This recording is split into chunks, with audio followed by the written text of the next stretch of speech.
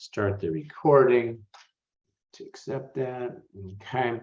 And by my recollection, we were to module 2. We were beginning to start to talk about the funds. We were going to get into some of the details of the funds. Is that pretty much what you guys were remembering? Okay. I'm sorry. Sorry, I don't have any notes on the last 2 pages of module 1,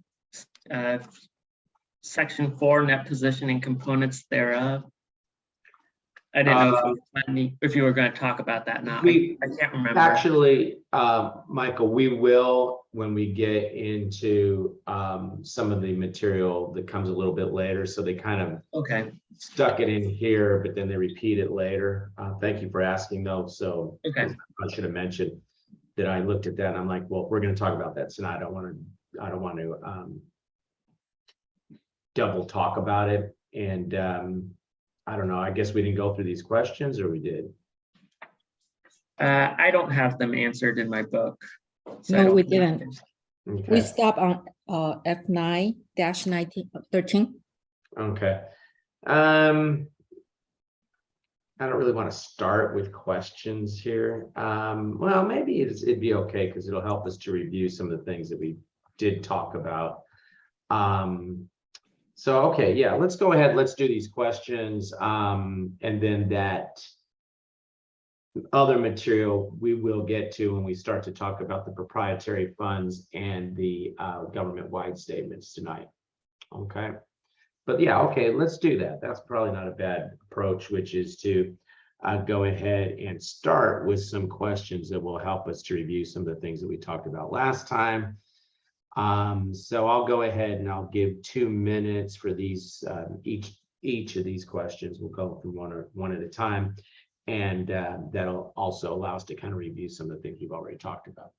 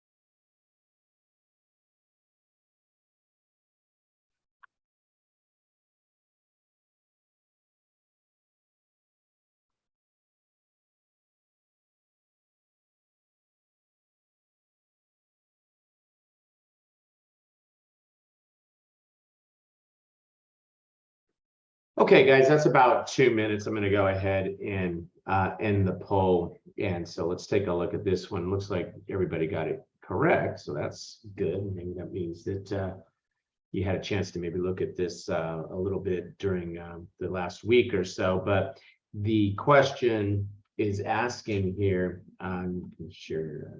stop sharing the results here. The question is asking here, which of those that are listed above are a reciprocal interfund activity. Remember, our interfund activity from one fund to another, say from the general fund to an internal service fund, fall into 2 categories: reciprocal and non-reciprocal. Non-reciprocal means that the money is just being transferred and there's no anticipation that it will be returned by the receiving fund to the providing fund. And the major one there was what was transfers in, transfers out, right, or other financing sources and uses. We had interfund loans were reciprocal, and we also had, if a service is provided from, say, the internal service fund to the general fund, that would be reciprocal. And those are considered reciprocal because one party is getting something, the other party is receiving something, and vice versa, right? Okay. So when we looked at these billing by internal service fund to a department financed by the general fund for services rendered, yeah, that's reciprocal, right?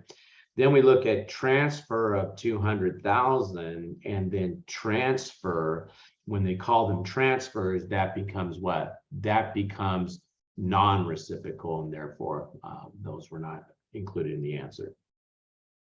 Answer here is A. Okay, question? All right, good. Let's go ahead and let's take a look at this next one, assuming I can get my mouse to cooperate.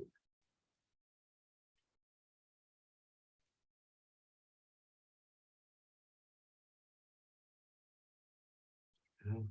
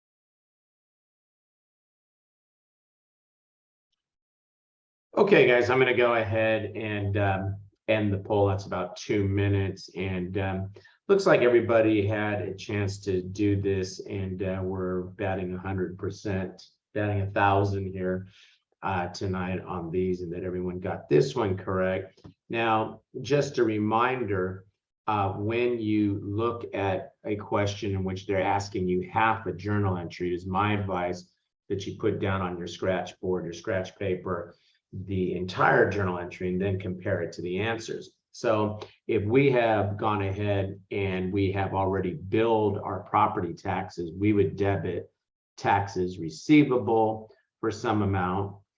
And then if we're sitting here and we're dealing with a governmental fund, and those taxes are not going to be available to finance expenses of the current period, we can't credit revenue yet.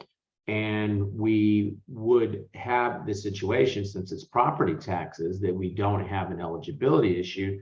So it is a timing issue. And remember, if you have met eligibility, and then again, eligibility is not an issue with property taxes, and you haven't met time, that is what that has to be credited to deferred inflow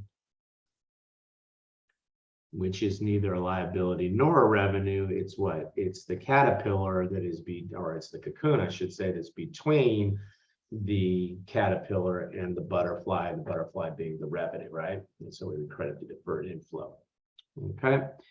All right, good. Let's go ahead and let's take a look at this next one.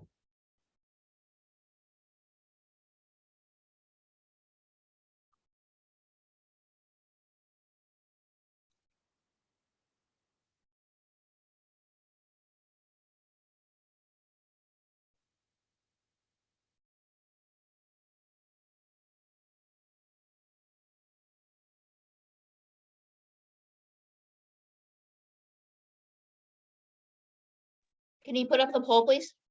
I'm trying. Sorry. Yep, there. For some reason, my cursor is giving me a hard time tonight.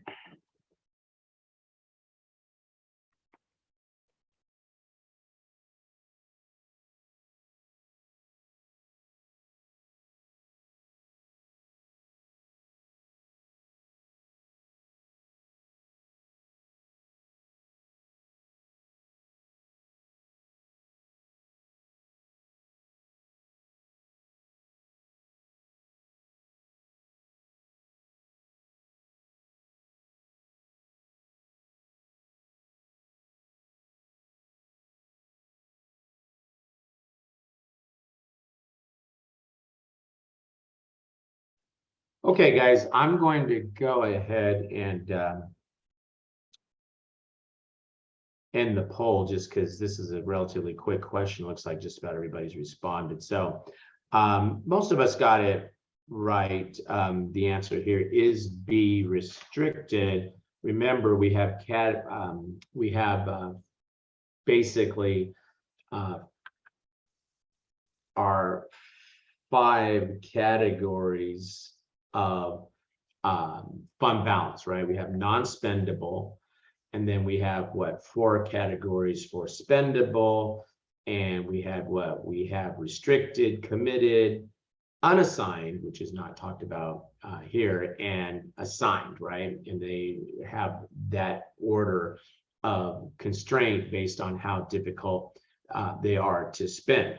So when we have enabling legislation, remember, guys, there is that table that I recommend you make a flashcard out of that I sort of had you mark up with examples. But when we have enabling legislation, we consider that money to be restricted because of the difficulty of going back and changing an entire legislation that allowed you to raise the funds and called out how those funds would be used, to then go back and have to change some sort of enabling legislation, say, well, now this money that we were collecting before for this specific purpose, now we're going to change the law to say we can use it for some other purpose.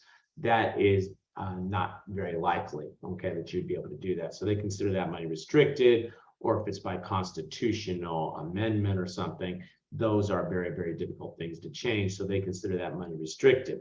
Now, remember, the legislature could commit money for a particular purpose, and then that money would be considered committed. But in that case, it was general fund revenue that they have now earmarked for some specific purpose. And then again, assigned means that the city managers have decided how they're going to use that money. Unassigned means that the government managers have not yet quite decided how they plan to use that money. Of course, they have to use it within the context of whatever their mission is, but they have not yet quite decided exactly how they're going to use it. That would be the case for the unassigned. Okay. Question on that? Okay, good. And let's go ahead and let's take a look at one more here.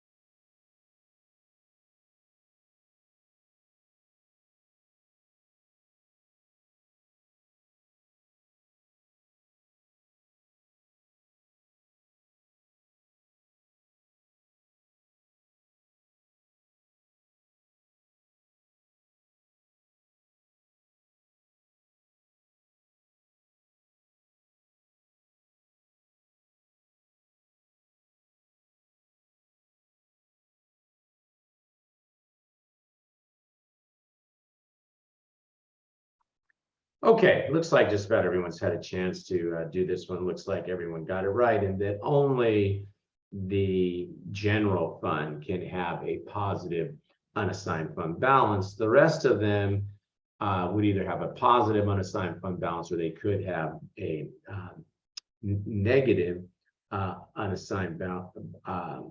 They could have a negative unassigned fund balance, but they would not have a positive unassigned fund balance. Let me say that correctly. Only the general fund will have a positive unassigned fund balance. The others could have a negative unassigned fund balance, but would not have a positive. They, of course, could have a positive of the other categories, restricted, and it's typically restricted, or they could have an amount that's maybe committed. You don't really generally see an assigned in those others, and you will not see a positive unassigned. Okay. Okay, good. And I think I had asked for a flashcard for that too. So with all that, if there's no questions on those, let's go ahead. And now let's start with module 5, the general fund. Okay, so we're talking about the general fund first, getting in, or not module 5, module 2, getting into some of the getting into the details of the governmental funds, and then we'll do the same thing for the proprietary funds. We'll do the same thing for the fiduciary funds. Now, I'm going to go a little bit quicker than we have been, because we've already been sort of talking about these funds generically, and all we're doing now is coming back and filling in some detail about the nature of activities in these funds. Okay, so we'll start with the general fund, which, remember, is the G in GRAS: general fund, special revenue fund, debt service fund, capital project fund, permanent fund, are governmental funds. Okay, they use modified accrual accounting, current financial resources measurement focus, right? Now, when we talk about revenue sources, the general fund has the largest variety of revenue sources. So remember, our revenue types were what? Non-exchange. Okay, and we had what? We have derived non-exchange. We have what? Imposed. We have government mandated. And we have what? Voluntary. And remember, we said that what? The imposed and the derived, we don't have to worry about time. For the others, we do worry about time and eligibility in order to recognize those revenues. Now, there are also, even though we don't talk about it, haven't really talked about it much, there are also something called exchange revenue. And with exchange revenue, now the government takes in some amount, and they do have to provide some sort of service back immediately. Classic example might be fishing license. What happens? You go ahead, you pay for the license, and the government does what? They give you the license back, right? You pay, you're going to have a parade, and you have to pay for police and traffic, coverage and whatnot. Well, you got to pay for that, okay? And so that's an exchange revenue. That revenue is recognized when the service is provided by the government. Okay, so the general fund gets a lot of those revenues. There's only one general fund. They take in these revenues, and then the general fund will do what? For the most part, will pay for different government programs. Remember, we talked about programs or things the government does. For example, public safety is an example of a government program. The general fund will pay the fire and police. They'll transfer money to the other funds if they need some money to pay some interest or principal on general obligation debt. Even though that's paid out of the debt service fund, often the funding for that comes from what? Comes from the general fund.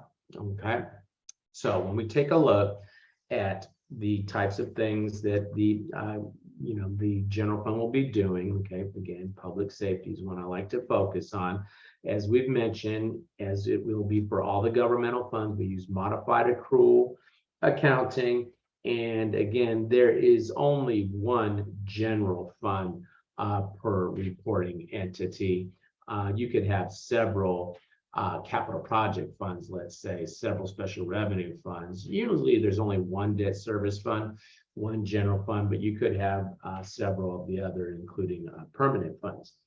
Now, it is important that we remember the names of all the statements. And when we get to F10, I'm going to actually show you, Pedro, I'm going to ask you to flashcard the names of the statements that are prepared by the 3 categories of funds. So all governmental funds, even though we're talking about the general fund here, all governmental funds will have a balance sheet and a statement of revenues, expenditures, and changes in fund balance, every single one of them. And the structure of those statements are very, very similar across the various funds. So when we look at the general fund right now, and I think it's important to remember that is what is current assets. It is what?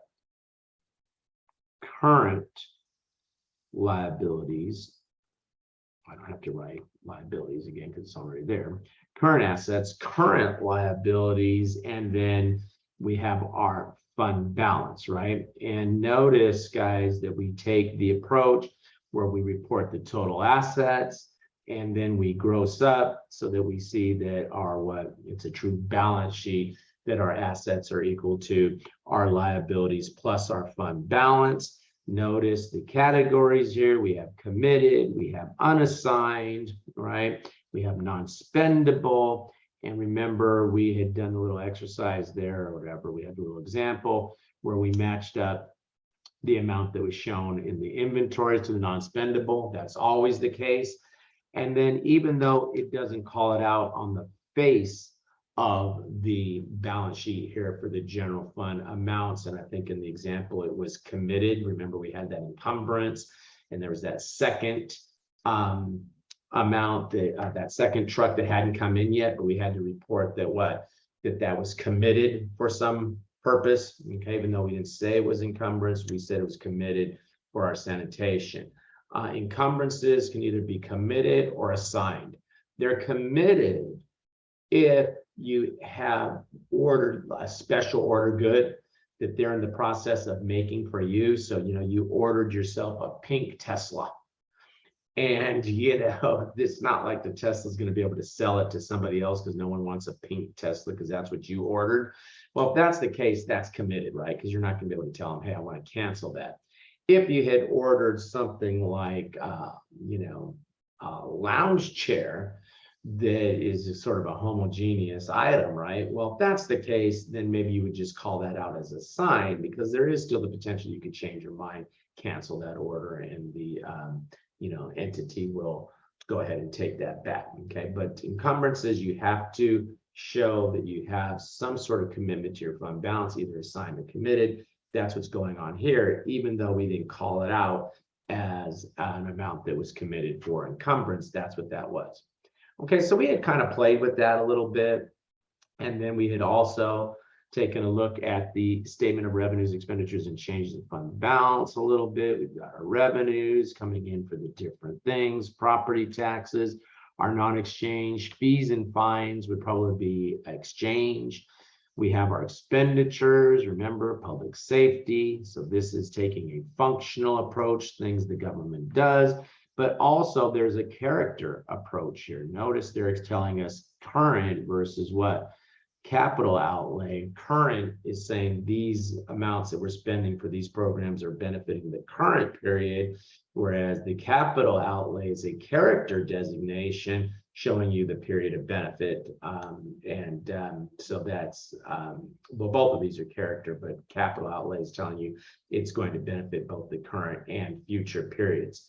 Now, something that we didn't talk about much in the lecture, because I don't think they have anything in the textbook on this, notice that we do have this sort of stopping point before we get to our other financing sources and uses. And this is like operating income, right?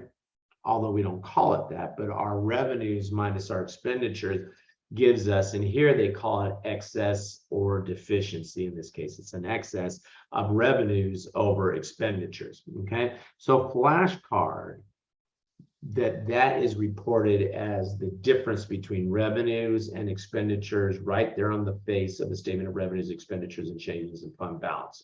Okay, then remember we said that our other financing source items were what?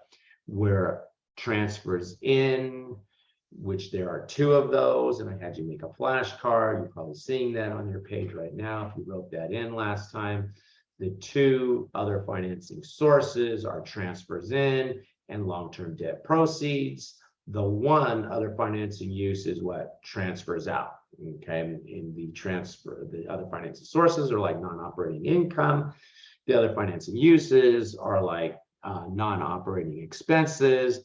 And then we basically make the add and the subtract for those items from our excess of revenues over expenditures in this example. They also have this special item thing, which is, you know, if we sell some land or something, we have this proceed from the sale of land, okay, that we would report in here as an income item under modified accrual accounting. And then we have the change in fund balance. Change in fund balance is like net income, okay?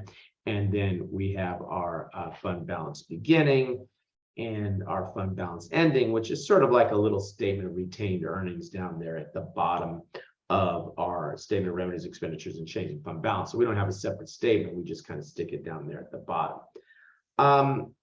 Let's say a government bought a piece of land in 2020, let's say, for $100,000.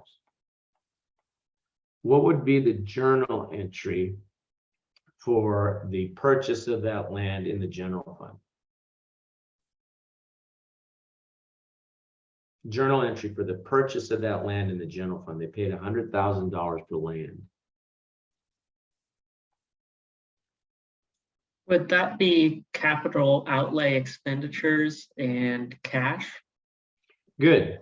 Expenditure for capital outlay. Good.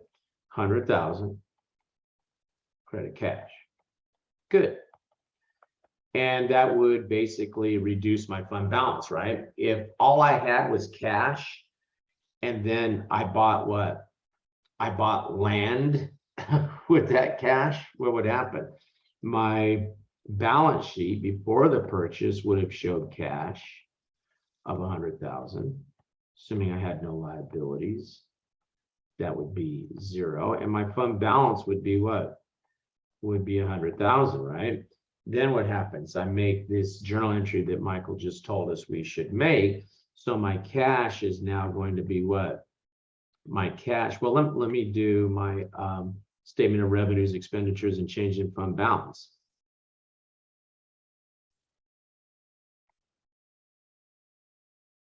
Okay. So when I do my statement of revenues, expenditures, and change in fund balance, my revenue, I'm assuming that's the only transaction, 0. My expenditures would be what?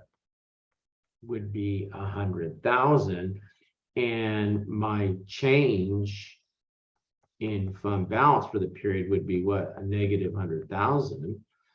And I would close my expenditures to fund balance. So my beginning fund balance would have been what? Would have been 100,000. And my ending fund balance would now be 0. And so when I prepare my financial statement, my balance sheet now at the end of that year that this transaction happened, cash is 0 and fund balance is 0, right? Okay. All right, good. Now that's the year that I acquired the land. Now I sell it, and just using the numbers that are up here, I sell it for 500,000. So what would be the journal entry when I sell the land for 500,000?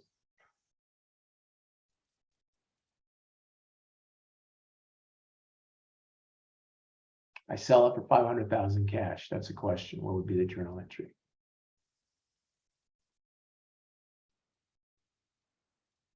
Hint, there'll be a debit and a credit in that journal entry. Debit cash, and then is it credit other financing sources? Well, close. They're calling it here special item proceeds from the sale of land. Okay, so accounting is a categorization game, guys. So if you want to report something on your financial statement, you have to have an account for it, right? And so it's sort of like another financing source. And I have seen, Michael, examples where they call it other financing source. I've seen other things where they call it other special item, the way he's showing you here. Okay, so bottom line, though, it does what? It will hit the income statement, won't it? It's going to hit the income statement. That's where that number is coming from right there. Okay, the proceeds from the sale of land. The important thing is, notice it's what? It's the proceeds. Now, let's say you were trying to account for that same set of transactions using full accrual accounting. What would happen?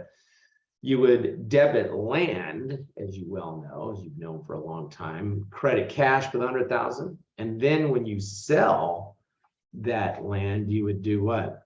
You would debit cash 500,000, credit the land for what? 100,000, and you would book a gain of what? Of 400,000.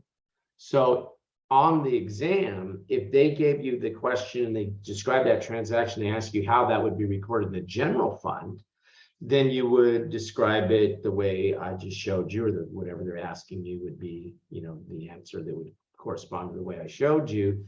If they said and gave you the same facts and said, how would that be reported in the government-wide level, which uses full accrual accounting, then what? Then you'd actually account for that like you would in commercial accounting, where you're actually booked the gain for that, for the difference between the carrying value and whatever the proceeds were. Okay. Okay, good. Now you come over and you take a look at the special revenue fund. Okay. And when you take a look at the special revenue fund, remember we gave that example where we had the road and we said, hey, if we put a tax on gasoline, and then the law says that that tax on the gasoline has to be used to for road improvement, that sort of thing, that's a special revenue fund, that you're raising the revenue and it is what? Assigned for a particular purpose. For example, okay, there's our gasoline tax to maintain improved streets, etc. Okay. Now, when we look at a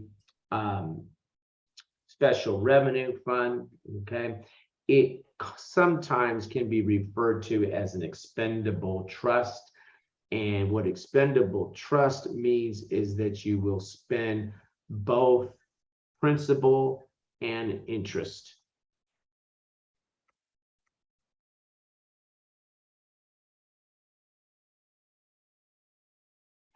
Now we're going to see later when we talk about the permanent fund is a non-expendable trust, and meaning that you would only spend the interest that's generated off that fund and not the principal. Okay, but when they say expendable trust, that's basically the way a special revenue fund works, that you take in money. If you have any interest earnings, you spend that as well in the service of that activity that special revenue fund, for example, gas tax, to be used for road improvement.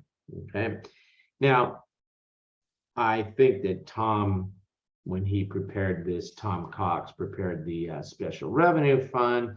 For whatever reason, he didn't feel like showing you the balance sheet. For whatever reason, there's no balance sheet here, but these financial statements would be balance sheet, and just like all governmental funds, a statement of revenues, expenditures, and change in fund balance.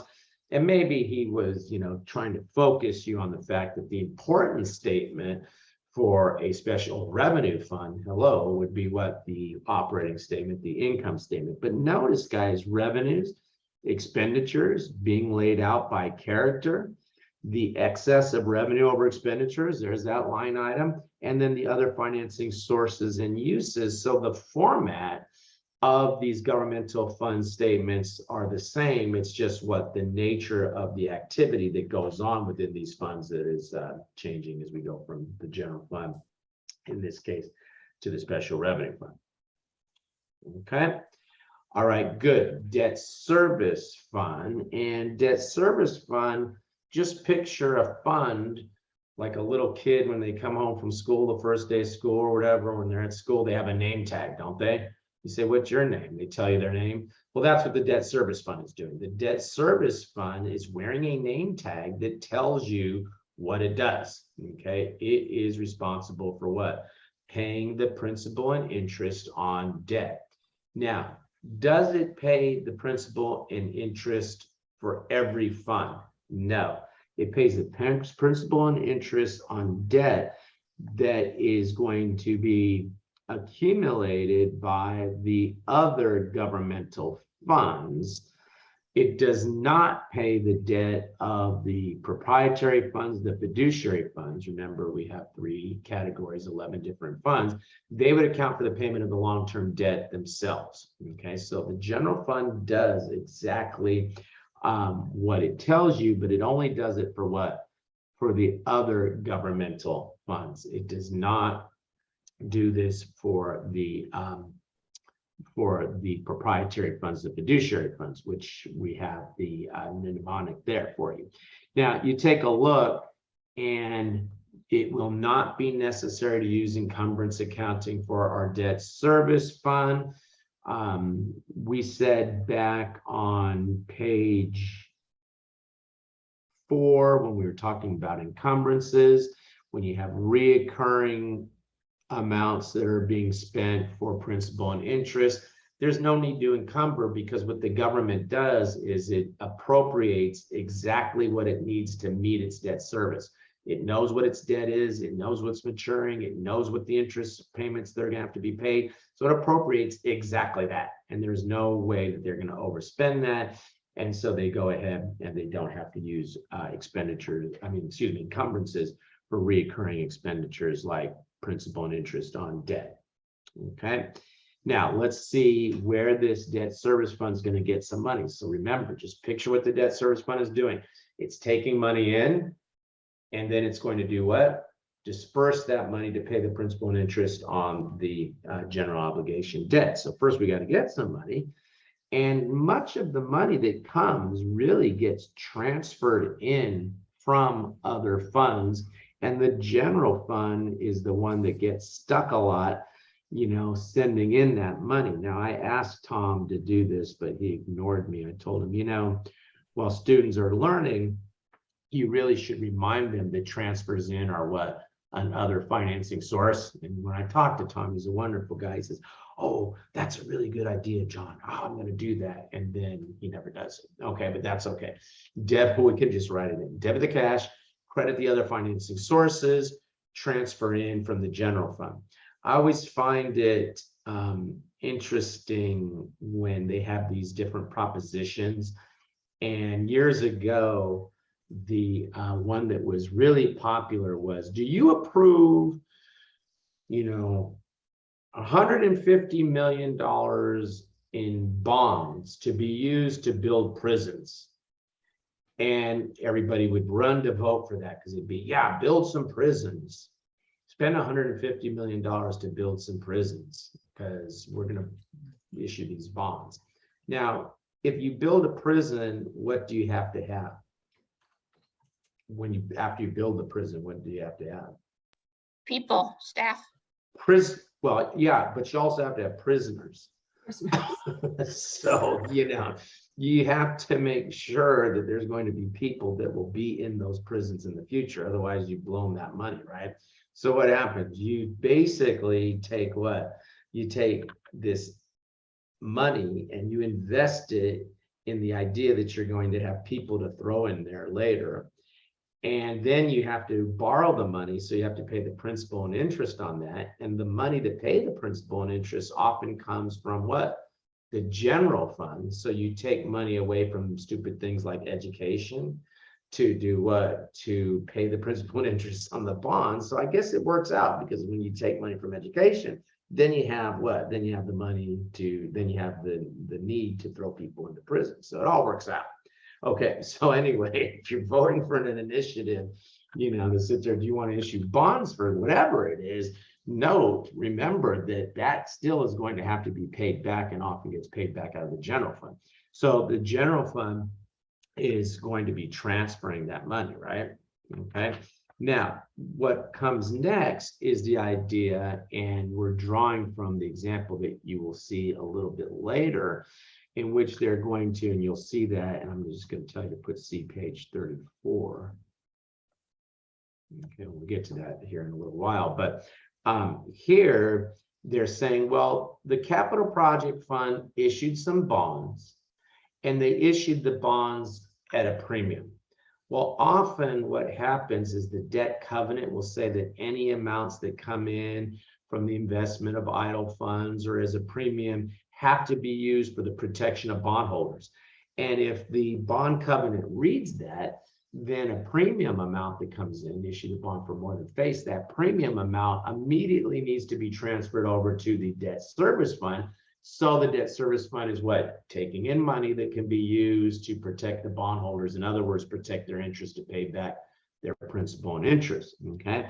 Regardless of the reason, the accounting is the same for a transfer in, non-reciprocal transfer, like a transfer in, debit cash, credit, other financing sources, transfer in, and in this case, it was from the capital project fund. Now, you will also see on the example, page 34, that the capital project fund that's yet to come, that the capital project fund doesn't have the money, doesn't need to start construction right away. So they receive the money and they take the funds that they kept and they invest it, and they get some sort of earnings off of that. The bond covenant could often read that those amounts will also need to be transferred over to the debt service fund. So again, different reason, but what? Same journal entry, debit the cash, credit the other financing sources. Now, what happens? The debt service fund's now getting all this money, and they don't have to just, put it in a coffee can somewhere. They can turn around. In fact, they wouldn't put it in a coffee can. They would be required to do what? Invest that in something safe. They can't put it in junk bonds. It would probably be something like Treasury securities or something, but they would go ahead, invest that, and then what? Earn interest off of those monies that the debt service fund now has invested. That would be considered a revenue. Okay, so we've got what? Some revenues coming in, we got transfers coming in, a lot of it from the general fund, to be honest with you, but you could have a situation where maybe the capital project fund has transferred some money in. We've got a bucket of money. Now we're going to go ahead and we're going to what? We're going to start to spend that money on paying the principal and interest on the debt. If it is interest, it is what? It is going to be whatever they tell you about that bond, 3%, semi-annual. Do your calculation, debit expenditure, credit, cash, when that interest is paid out to the bondholders. Notice, guys, no encumbrance. We did not have to encumber here to spend this money, right? We don't use encumbrances in the debt service fund, okay? Then what happens? Then we pay back some principal, and when we pay principal, it is also an expenditure. There's no long-term debt, right, in the governmental funds, and so as we pay back the principal, we would simply debit the expenditures, and we might have a character designation on those, even though they don't show it here, where we would call it what? Expenditure interest, hyphen interest, expenditure principal. They are both considered expenditures, right? So when you take a look here, notice principal and interest should be recorded when they're legally payable per the bond agreement. We do not accrue principal and interest between payment dates, okay? Flashcard that. So if at December 31st, we come to the end of the year and those bonds were issued January 1st, but we're not going to pay interest until January of the next year, the accrual accountant in you is going to want to what? Figure out what the accrued interest should be, debit interest expense, credit interest payable. And you do not do that in the debt service fund and any of the governmental funds that are modified accrual accounting. So that's a question that it takes you 2 seconds to answer, because the answer is what? 0. Meanwhile, someone that isn't studying this stuff, who's not here today, okay, somebody who isn't paying attention to this stuff is going to waste a bunch of time to calculate a number that's the wrong answer. Okay. Okay, good. Now you come over and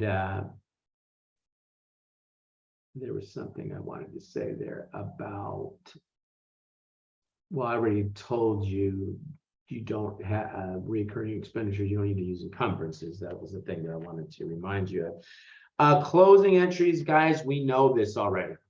Closing entries, you close the budgetary accounts. We talked about that when we were talking about closing the budgetary accounts. Debit the appropriation, credit the estimated revenue, and then debit budgetary control, assuming there was a surplus. If there was a deficit, we would still debit appropriation, credit estimated revenue, but we need to credit budgetary control to close this.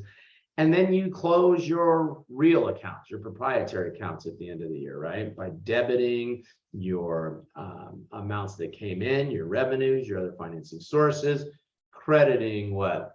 Your expenditures. And in this case, since we had more revenue than expenditures, we made that credit to fund balance. Notice that what? Fund balance for the debt service fund is almost always restricted because we are paying off bonds that we issued to outsiders. And when that's the case, that money is restricted, right? Okay, so any money that is set aside for that automatically becomes restricted for the protection of the bondholders. Okay, financial statements, there are 2. There is a balance sheet, current assets, current liabilities, fund balance restricted, right, for the debt service. Okay, the beginning fund balance. And that's our ending fund balance, I should say. Notice, guys, for all the governmental funds, assets equal liabilities plus stockholders' equity. That's the way we report that. The statement of revenues, expenditures, and change in fund balance. We've got earnings, some investments. We got our expenditures, both principal and interest are expenditures. Other financing sources and uses, mostly transfers in. We saw a bunch of those coming in. The beginning fund balance, and then the net change, the beginning fund balance, the ending fund balance, and there's that account excess of revenue over expenditures. So if you're saying, John, you're going kind of fast, that's on purpose, because I'm showing you that what it is more of the same of what we've already seen with our statement of revenues, expenditures, and change in fund balance for our governmental funds. Okay, good. Let's go ahead then and let's take a look at some questions now, see if we can answer something that's a little more specific about the activity associated with our governmental funds.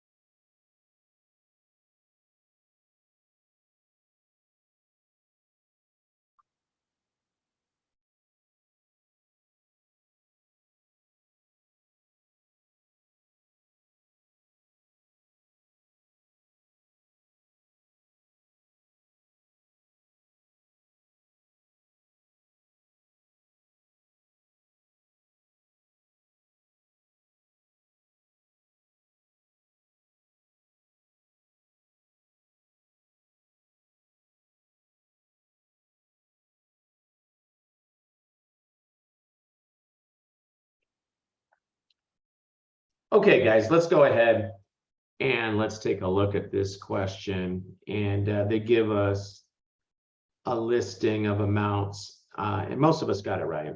Okay, the answer here is A, but let's just take a look at this and let's do a little test taking technique discussion here.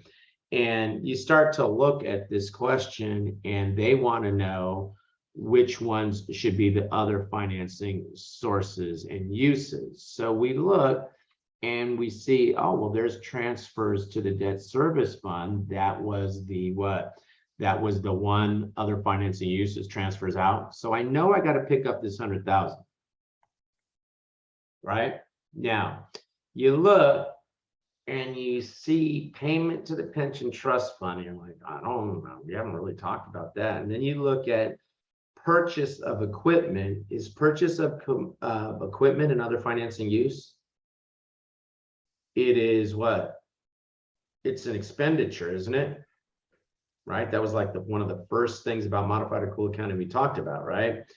And so you ask yourself, can I get, if I include the 300,000 in as an other financing source, other financing use, what happens? Well, if you were to do that and you were to put it in there, that would do what? That would cause the answer to be 400,000, but you know that you can't put that in. That's an expenditure. So that gets rid of B.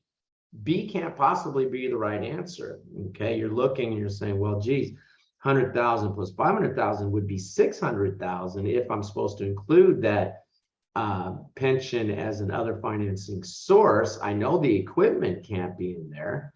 So then you look and you're like, well, let's see, 100,000 plus what? Plus 500,000, no, plus what? Plus 500,000 plus 300,000, I guess is what they're wanting me to do for that 800,000, but that would require me to include the 300,000. And the 900,000 would also require you to include that because that's all of them combined, right? So you look at that, and even if you didn't know how to handle this pension, because there's no answer to give you 600,000, you could back into the 100,000, right? Now, having said that, I'm going to show you that in the general fund, when they make a payment for pension, that is sort of like what? A compensation expense. That's sort of like a part of the person's salary when they pay for the policeman's pension or whatever. So what would they do? They would debit expenditure, and they might just call it salaries,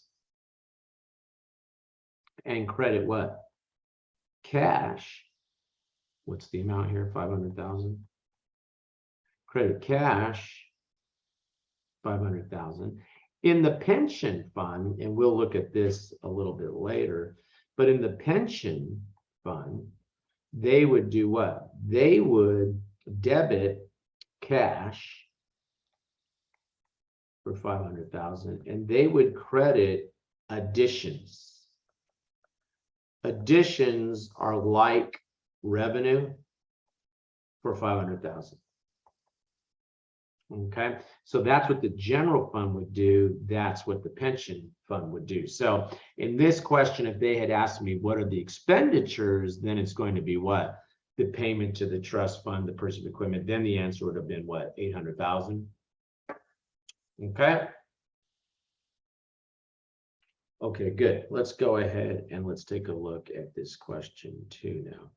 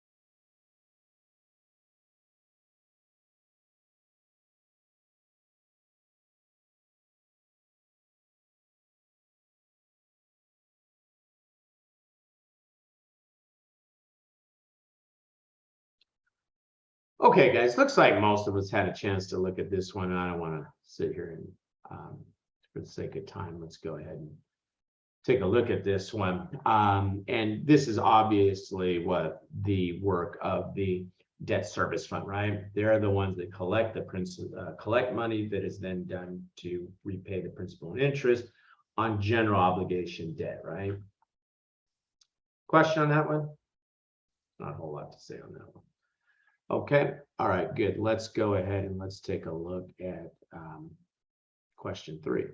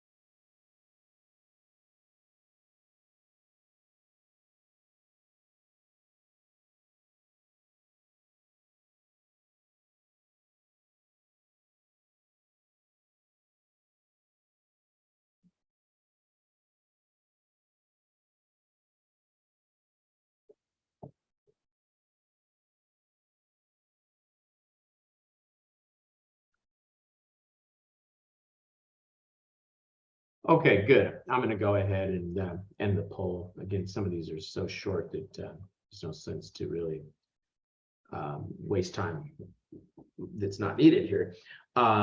So what happens? The debt service fund accounts for the debt of what? Of the other governmental funds, not the proprietary funds, not the fiduciary funds, right? Now, in this question, they asked it by fund category. They could call out specifics of the fund. So make sure you know which funds fall in which categories, right? They could have said, say, the internal service fund and say the pension fund. The answer would still be no, right? Okay, let's look at the next one.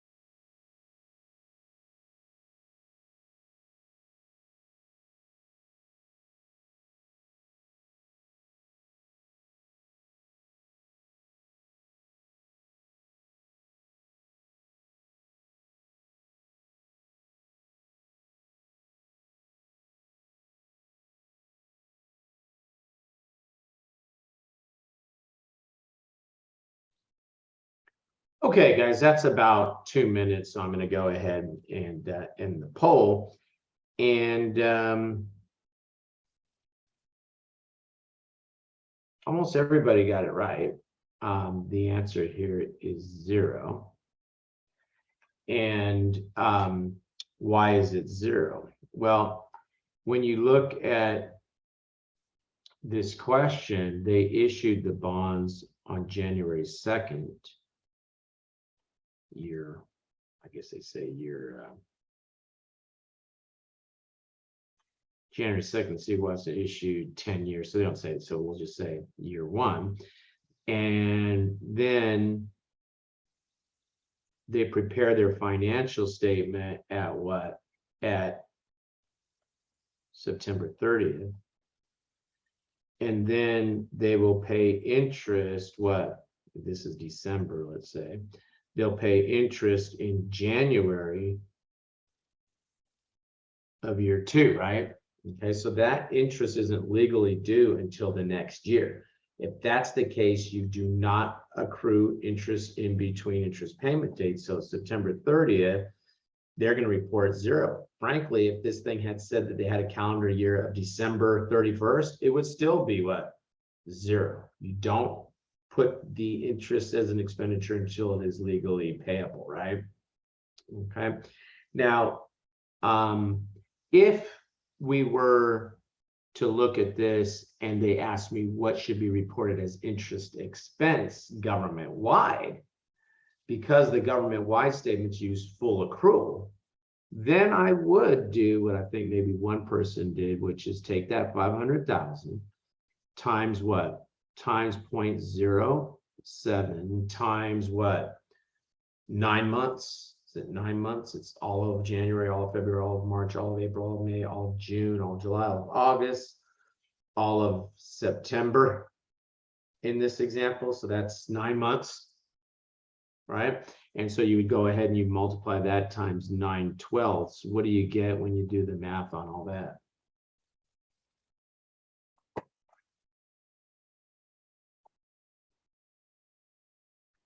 Hello, person that picked C? 26250. 26,250. Okay, good. That would be the answer if it was what? If it was full accrual and we were accounting for this in the government-wide statements. So there's all, again, remember, part of a major, pretty much the major thing we're doing here is understanding key differences between modified accrual and full accrual, right? Okay, good. Okay, let's continue on. And guys, even though they broke this into a separate module, we're still very much in the discussion of the governmental funds. And now we're going to talk about the capital project fund. And let's say we want to build a county courthouse, for example. We need to do what? We need to collect the resources to do that. And then we will spend those resources in the construction of this county courthouse. And again, a government, even though it only have one debt service fund, one general fund, could have many special revenue funds that we've talked about, and could have many capital project funds. Okay, so the funds will come in either through revenues or other financing sources. If there is a capital grant, and this happens sometimes for capital projects because the federal government has different projects, the state may have different projects in which they'll say, hey, here's some money from the Department of Justice, and you can use this to build a county courthouse, whatever. Okay, and generally what happens is the government will, the government that we're doing the accounting for, say the county, will apply for money for this kind of a program. Okay, so when they're told that they have received a grant and that they can, the grant is theirs, they don't have to meet any more eligibility requirements, they don't have to meet any more time requirements. It is what? It is going to be a revenue. Okay, now if they give them the money and they say, well, to be eligible for this money, you have to spend the money for the purpose. Okay, well, if that's the case, they'll debit cash and they will credit revenue collected in advance. That is a true liability. Okay, so this is now what? This is the reimbursement type situation where they're giving them the money and they're saying, well, here they're giving it to them in advance, but they're giving them the money and they said, but you're only eligible if you spend it for what we're telling you you have to spend it. Okay, so there is no time requirement. There is an eligibility requirement. To be eligible, you have to do what? You have to spend the money. So in a reimbursement type situation like that, they spend the money and then they go ahead and they can take the revenue. So it's a little confusing because they say reimbursement. Meanwhile, they gave them the money in advance. This could flip the other way, and that you debit the expenditure, you credit the cash when you spend the money, and then you go ahead and you would debit grant receivable, credit the revenue, and then of course when the money comes in, you would debit the cash and credit the grant receivable, right? You might see something like that, and that would probably be the more common way of doing this. I think Tim Garrity has a fetish with doing it this way, and Tom doesn't have the power to get him to not put it this way, and so it ends up being confusing because Garrity is the editor-in-chief, and so he called himself the editor-in-chief, and so you know, Tom's kind of stuck there. I don't think he likes showing it like this because I told him this is confusing. Why are you showing it like this? He says, because I'm stuck with it. Okay, now what happens? There could be something called a special assessment. Okay, and with the special assessment, let's say I'm going to put street lights up in your neighborhood. I'm going to put street lights up in your neighborhood. Now I got to get the money to put the street lights up, so I issue bonds. And I put the street lights up in your neighborhood. Is it fair to use tax money for the people down the street that don't get the street lights? No. So what they'll do is they will assess just those property owners that benefit from that project. Now, again, the government is the one that's going to be running this project because we're putting up street lights, or maybe we're connecting up city plumbing to, you know, connecting this development up to city plumbing or something. Well, the government doesn't want some fools in there messing around with the government plumbing, right? So they're gonna go ahead and do it themselves, but it's not fair that people that don't live in that area should have to pay the cost of that. So what do? They issue bonds, but to do that, but the money that's going to be used to pay that back is going to be assessed directly against those property owners who benefit from that project. Okay, now, in a situation like what I just talked about, the government probably would be potentially primarily liable for the repaying back to the bondholders of that principal and interest, because what are the bondholders going to do if they don't get paid? They're going to go back to the government and say, hey, how come you're not paying me? Well, I'm not paying you because we can't collect from the property owners that benefited directly. So what are the bondholders going to do? Go tear out the plumbing? No. And so in that situation, the government's probably on the hook to make sure that the bondholders are repaid their principal and interest.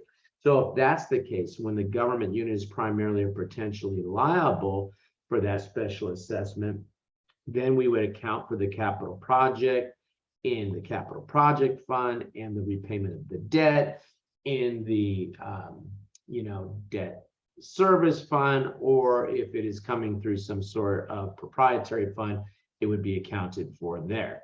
Okay, now flashcard that if the government is not potentially primarily liable, and so what happens here sometimes is the government will say, well, look, since we are in the business of collecting assessment of taxes on people, we'll do this for you as an accommodation. We'll put the money in escrow, and that money that's going to be put in escrow, then we will help you out and we'll pay it to the bondholders. And there's some arrangement where they are not primarily or potentially liable, then that sort of transaction would be accounted for in the fiduciary funds, namely the custodial fund, fiduciary fund category in the custodial fund. And we'll talk more about how custodial funds work later. Right now, for special assessment, government is potentially primarily liable, account for it in the appropriate governmental or proprietary fund. If the government is not potentially primarily liable, account for that activity in the custodial fund.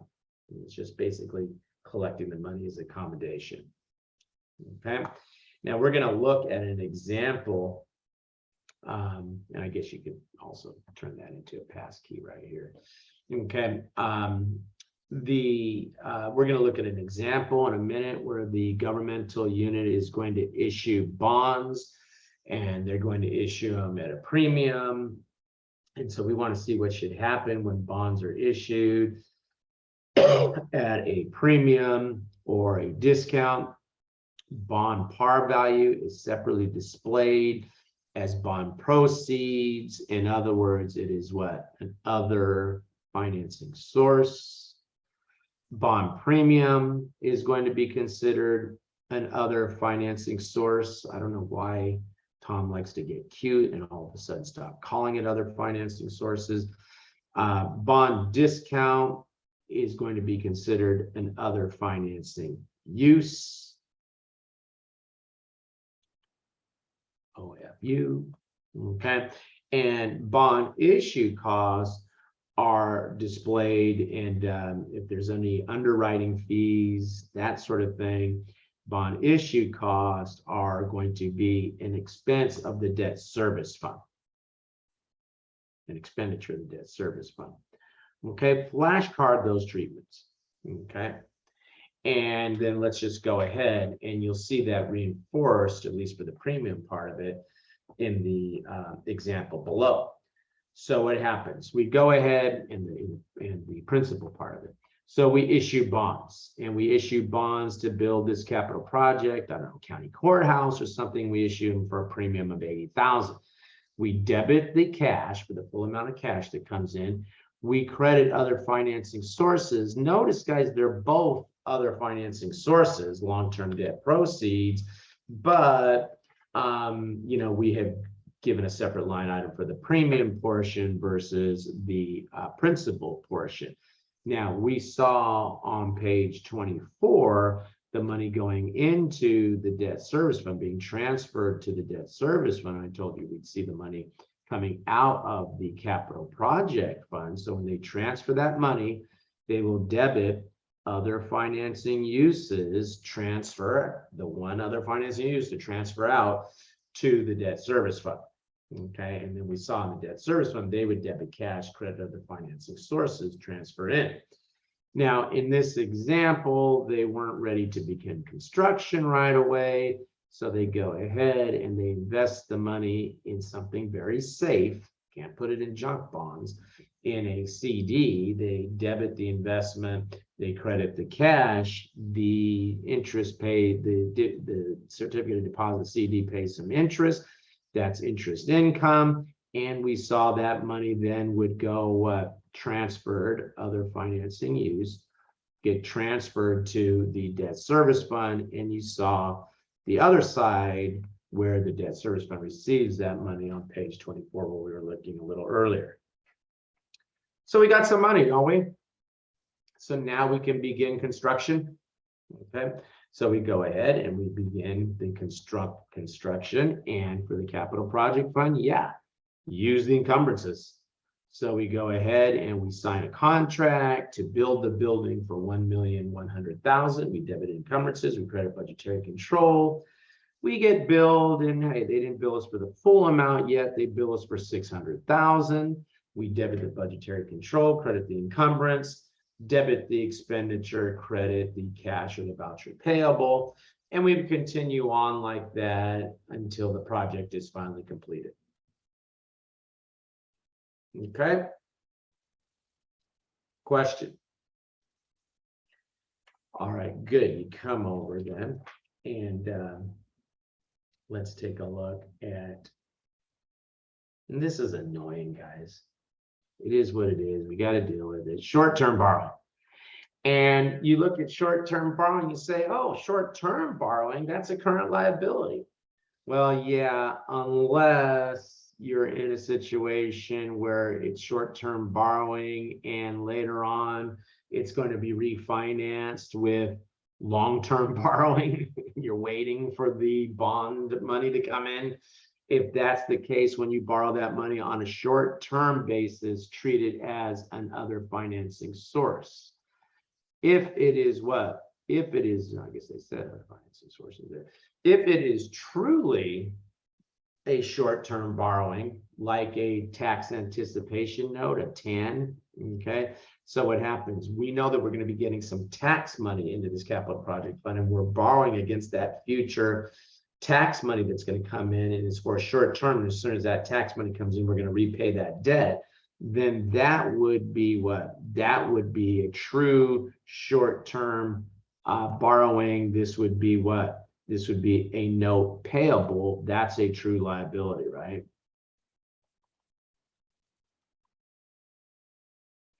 Again, I'm not going to say anything about the closing entries. We've talked about this now a couple of times, right? Closing entries, both for the budgetary accounts and the real accounts. Any outstanding encumbrances. Remember, we talked about that. Outstanding encumbrances need to be what? Need to be set up by closing them, and then they don't show it to us here. So let's go ahead and complete the thought that we can do here, which is what? We would debit the unassigned fund balance. No, actually, because there wouldn't be any unassigned fund balance. So we would debit what?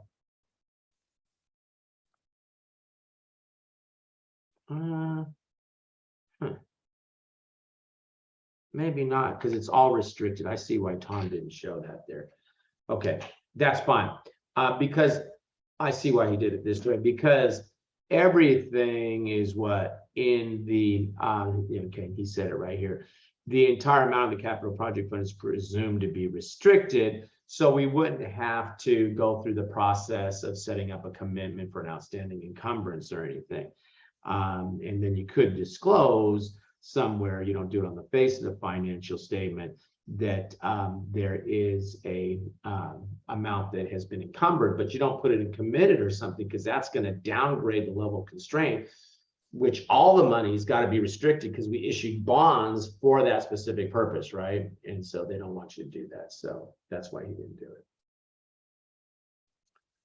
Okay. Okay, good. Come down, and we've got our balance sheet and our statement of revenues, expenditures, and change in fund balance. Nothing amazing there. Okay. I find this annoying in that in the example, we had two different line items, one for premium, one for the principal. And then when we prepare the financial statement, we show it as one amount. But anyway, there's that 2,080,000. Okay. Okay, good. Let's go ahead and let's take a look at that passkey at the permanent fund. So what happens? Let's say the great-great-great-granddaughter of William Haywards. William Haywards was the first mayor of Hayward.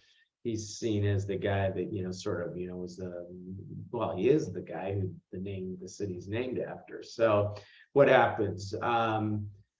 His great-great-great-granddaughter says, well, what I want to do is I want to set up a park with a statue of my great-great-grandfather so that everyone can see, you know, and learn about him by reading a plaque or something. And they say, well, the city of Hayward says, we'd love to, Miss Haywards, but we don't have the money for something like that. He says, look, here's $1 million. Hold the $1 million forever, but you can use the interest from earnings on that $1 million to run the park. City of Hayward says, okay. They have to show that money in what? All activity for that permanent fund, for that activity in the permanent fund, because they have to maintain what? The principal forever, but they can spend the interest. Okay. So you take a look and they tell us that permanent funds should be used to report resources that are legally restricted, to that only the earnings and not the principal may be used for whatever the purpose is. Okay. So let's just come down to these passkeys, and we do not have to use encumbrances. We've already seen for the debt service fund, and you don't have to use them for the permanent fund, because again, we can spend the interest and that's all we can spend, right? And we don't have to sit there and make sure we don't spend over a certain amount. As long as we have the interest available, we can spend it in the operation of that park, and or, you know, whatever the activity of the permanent fund is, in my example, the park. And then you take a look and we have what? Spend principal and interest in the special revenue fund. In the permanent fund is what? Interest only. And I think I may have already had you flashcard that in the special revenue fund. If I did not, just make a flashcard right here. Okay, let's go ahead and we'll go through some questions and then we'll take our break and we'll be able to continue on talking about some of the other funds. But let's go ahead and look at these questions first.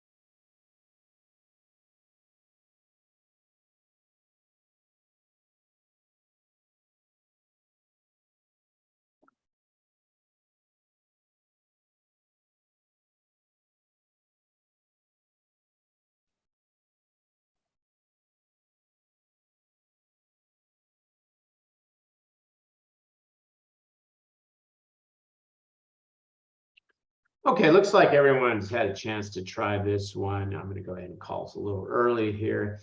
And good, everybody got this right. And only what? Only the grant would be considered a revenue because we know that transfers are what? Are another financing source. If you didn't know that a grant was a revenue, then I guess you might choose 0. Here, but we know that grant is a revenue because we went through that example. Obviously, what C and D are way off because we know that the transfer is another financing source. Okay, all right, good. Let's take a look at the next question. So the answer here was B. Everybody got it right? Sure, everybody got it correct. Okay, okay, good. Let's look at this one.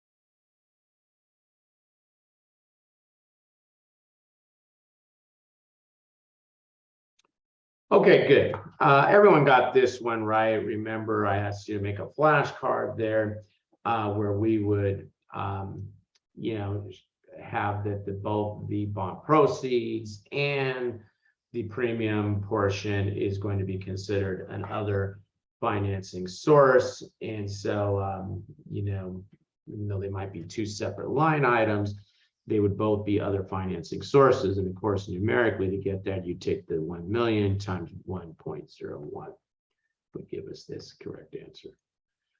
Okay, good. Question on that one? Okay, everyone got that one right. Okay, good. Let's go ahead and let's look at, do we have another question? Yeah, let's look at the next one.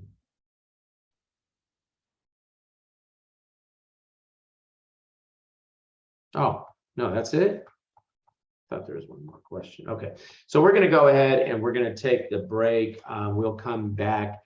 It looks like at about 6:50 should be right. Okay, and we will pick up with the discussion of our next fund category. We're done with governmental fund. By the way, most, you know, the majority of those points do come from the governmental funds, the budgetary accounting, all that stuff we've been talking about. So I'm not sure why people are picking an answer here.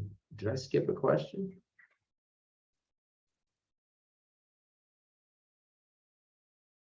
Okay, anyway, poll's over with. There's no poll now, and we'll come back here at 6:50.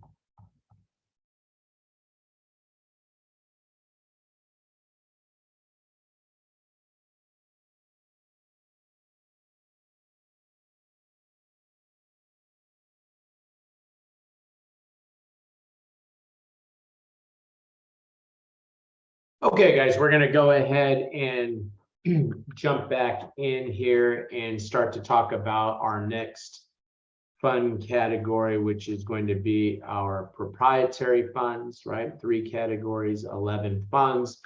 We have 2 proprietary funds. We have the internal service fund, and then we'll talk about the enterprise fund coming up. Now, when we get into the proprietary funds, remember, guys, we are now back to full accrual accounting. So you're going to see a lot of similarity to things that you've known for a long, long time. When we account for example, purchase of equipment, we debit equipment, we credit cash, right? Just like you did when you were 2, right? When you promised your mom you'd be a good accrual accountant. So when we're dealing with the internal service fund, we are really dealing with a fund that is set up to provide services to other governmental funds units off in the general fund, and it's on a cost reimbursement basis. Okay, so the classic example here is going to be a central garage motor pool. All of the police vehicles, fire trucks, and whatnot are going to be worked on in the central motor pool. They're going to charge the general fund for that service, but they're not there to make some sort of big profit or something. They're just pretty much trying to cover their costs.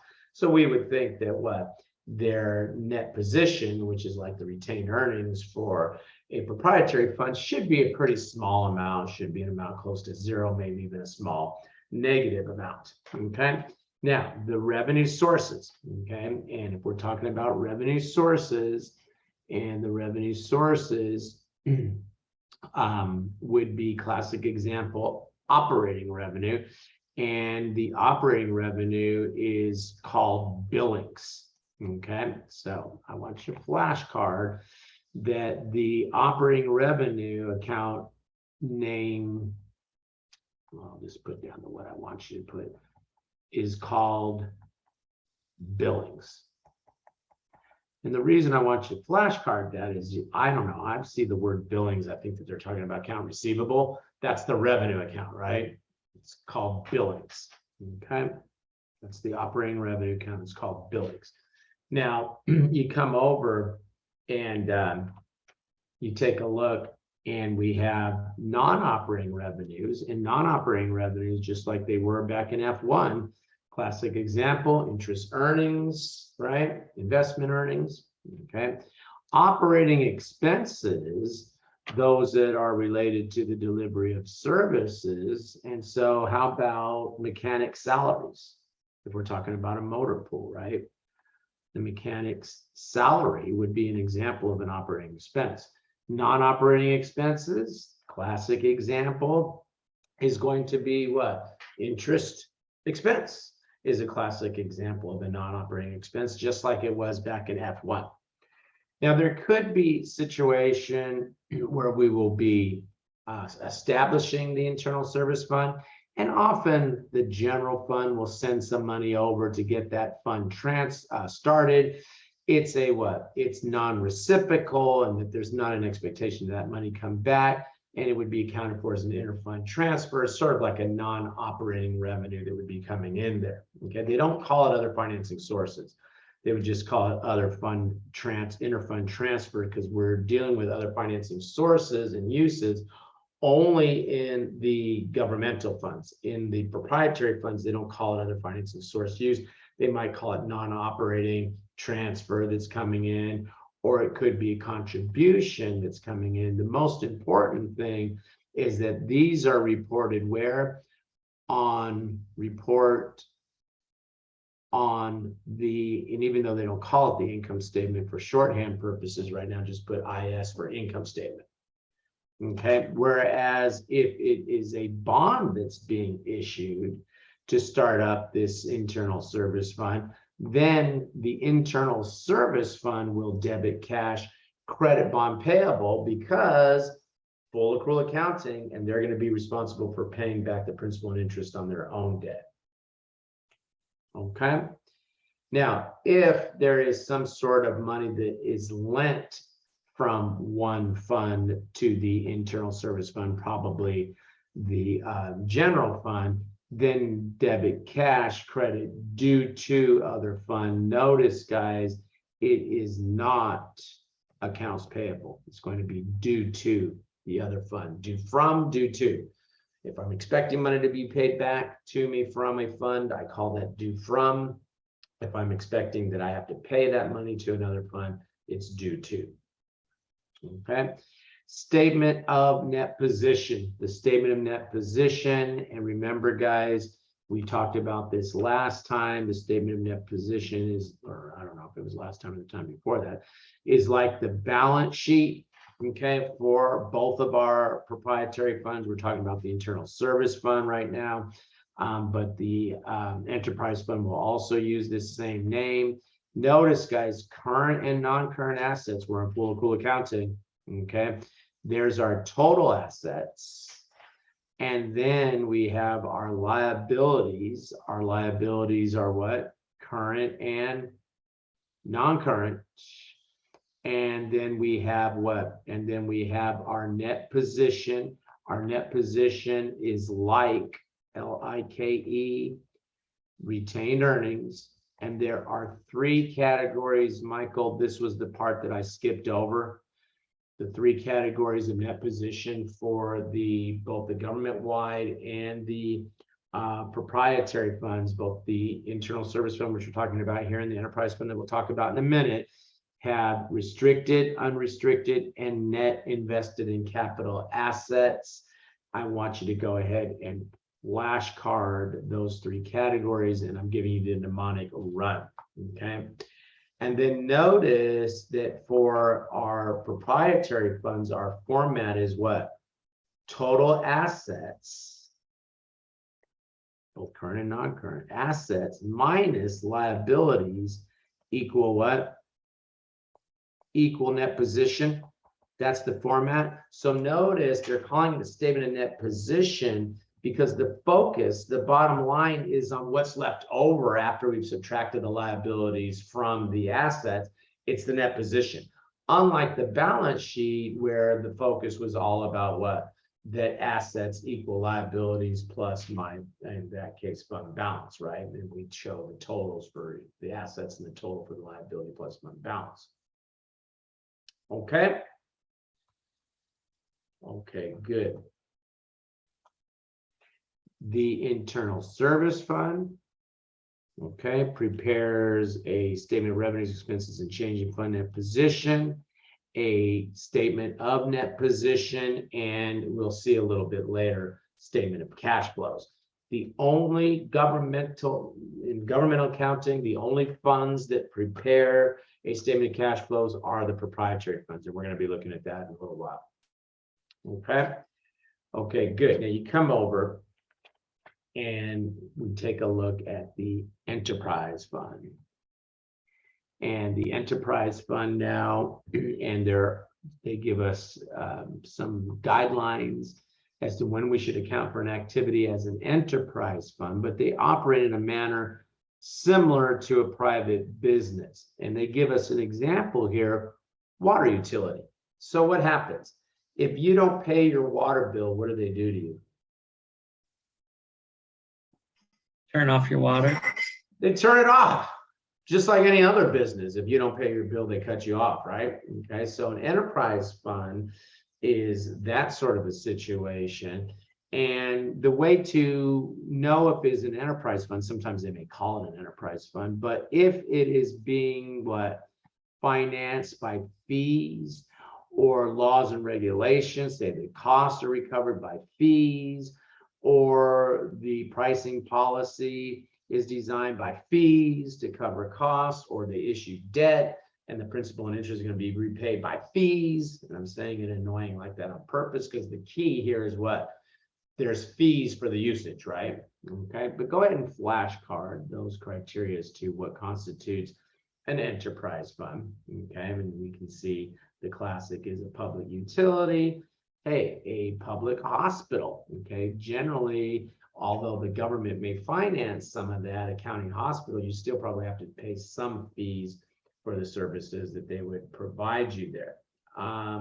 Public utility, public universities, San Francisco State, San Jose State would be example of enterprise funds. And some of you may be very well aware of the fees, which we call tuition, that has to be paid there. Okay. Okay. Revenue sources. What do you think? Fees, okay, are going to be the operating revenue. Okay, so charge for services, right? Your water bill, whatever it is.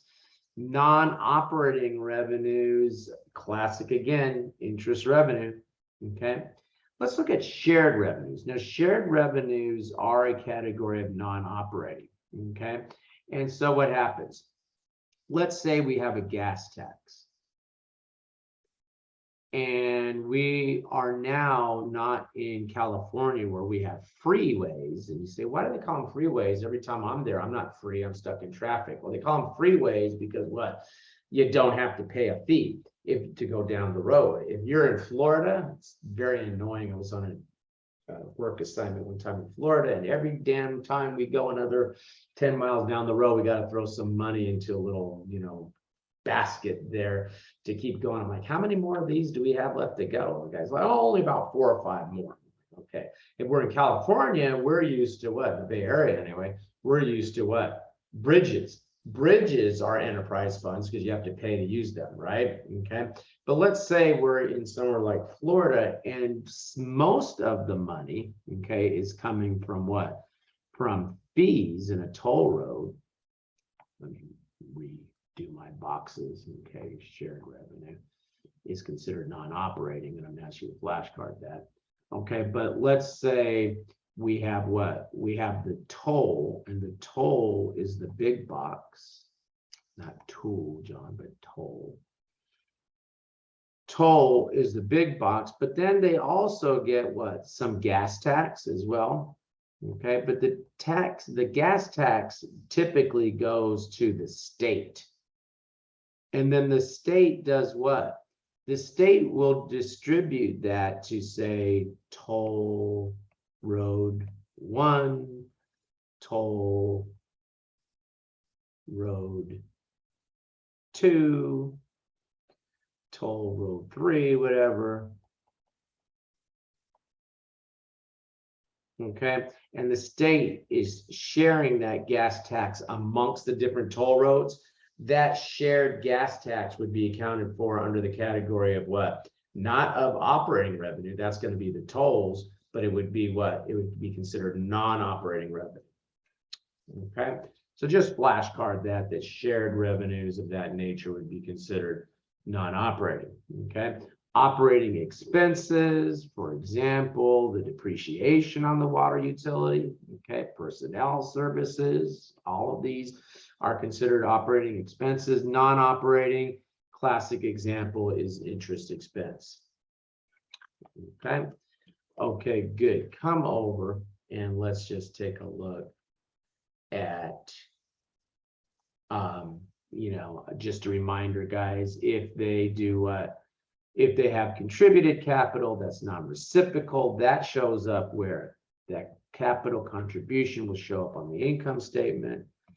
For long-term debt, of course, full accrual accounting, they keep track of their own long-term debt, the payment of principal and interest on that debt. Now, municipal landfill, we're talking about the dumps. Now, I don't know if your family ever took you out to a family outing to the dumps. That was always a big deal, where we'd go and collect all the garbage around the house that we wanted to get rid of. And then when you drive out to the outskirts of town and you go to a dump, right? And it's great because all civilization ends at the end of town where this dump is, and there's seagulls flying all over the place, right? So you get this festering hole of garbage, right? Well, the federal government, state governments looked at that some years back and said, you're going to have to clean that up. You, county, city dump, you're going to have to cover that up. You're going to have to put a park or something on top of that once it's filled up all of its waste. You used up all the space for that. Put a park or something on top of that. And you're going to have to monitor that to make sure that no gas is leaking out of that, no poison methane gas is leaking out of that. So Gatsby looked at that and said, well, if you're going to have to pay some money out in the future, we call that what? A liability, don't we? Okay. So what they require them to do is create a cost pool, and they have to put certain costs into that pool. Okay. And so they have to look into the future and they say, when we're done with this thing, we're going to have certain cost components, such as cost of equipment to be installed after we're done taking solid waste into this thing, gas monitoring, final capping and covering. We're going to put a park on top of that. All those costs do what? Go into this pool. Okay. And then we will adjust this annually, that as we fill the thing up, we will have to take an expense and a liability. Okay. So flashcard, the nature of costs that we go into the pool, just flashcard that. Okay. And then let's just go ahead and say that, you know, the costs that go into the pool are $1 million.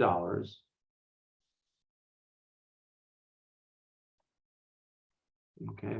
And let's say we use up 25% of the capacity of that particular landfill. Okay. It's got so much, I don't know how they measure that, cubic feet of garbage that can fit in there. I don't know how they measure it, but whatever, they use up 25%. Well, in that situation, they would debit expense for $250,000, just using this example, of $1 million in the pool, and they would credit a liability for this $250,000. Okay. Now, eventually, they're going to have to buy all this stuff, aren't they? So at that point in time, they would go ahead and debit the liability and credit the cash. You take the expense as you acquire these particular items. Okay. Okay, good. Now you come over and you take a look at the statement of net position. Both of the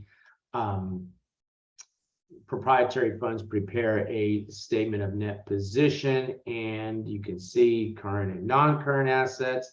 There's the total assets. Then they have the liabilities, both current and non-current, full accrual accounting. And then again, we report the categories of net position. And then we report the difference between the assets minus liabilities equals the net position. Again, we don't call it a balance sheet because we're focusing on the net position. When we look at the statement of revenues, expenditures, and changes in fund and changes in net position, statement of revenues, expenses, and change in fund net position, operating revenues, operating expenses gives us what? Gives us operating income. Does this sound familiar? F1. Non-operating items such as interest, and then the capital contributions, as I showed you before, shows up on the income statement. And then we have our change in net position, which is like net income added at the beginning, gives me ending net position. Statement of cash flows is prepared for the internal service fund and the proprietary fund. We will talk more about that in a little while. Okay, but they are showing it to you here finally. Only the proprietary funds prepare a statement of cash flow in governmental. Okay, okay, good. Let's go ahead and let's take a look at our questions.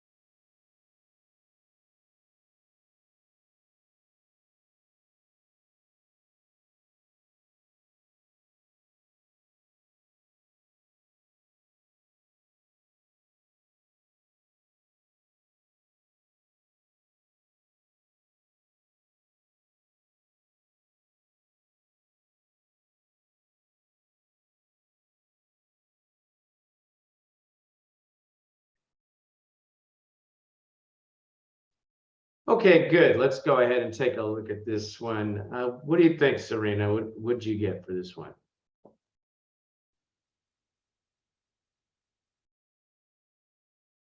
I got both A, oh, one and second. What? Question one. I answered the wrong question. Okay. Okay. Okay. What do you think for question one? The bill for transportation provided to the government service fund. Transportation. Billings. Billing, is that interfund exchange? No. Billings is the name of what? Of the operating fund?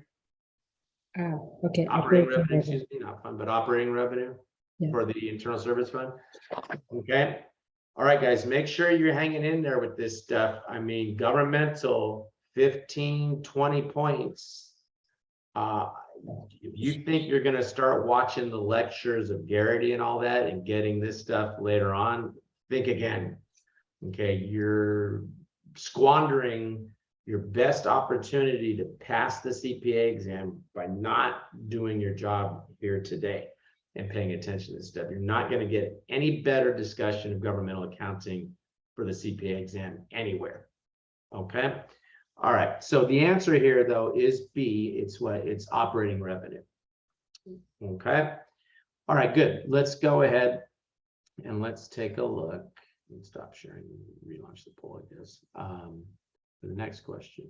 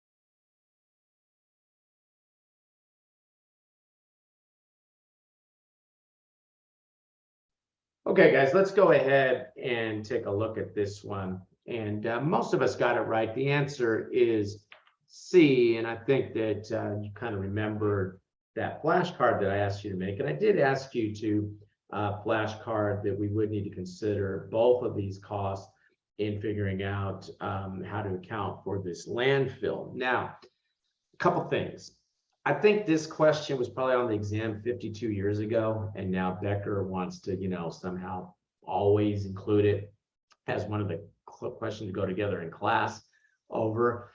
Meanwhile, you might get one multiple choice question like this, but the real thing I want to say right now is that you are going to run into questions where you might go, what the hell? What was I supposed to do with landfill? What was this again? When that happens to you, don't waste time trying to, remember some obscure one-off thing that we talked about, okay? Try to remember. If you can't remember, then say to yourself, have I picked a lot of A's so far? Have I picked a lot of B's? Have I picked a lot of C's? Try to rifle through your mind and think, because the choices are evenly distributed between A, B, C, and D. So if you haven't chosen any D's in a while and you got to guess D. Whatever. Now, of course, you would have missed this one. Sometimes I hear people say, when in doubt, guess C. No, because maybe you've already used up your C's. Maybe you've used a lot of C's already. Don't continue just picking C because you think that that's some, urban legend you heard about which one to pick if you don't know. Okay. But my point is, don't waste time on things that you don't remember. Make your best shot and keep going, right? Okay. All right, good. That was kind of a, one-off type question, I feel. Okay, let's go ahead and let's do the next question.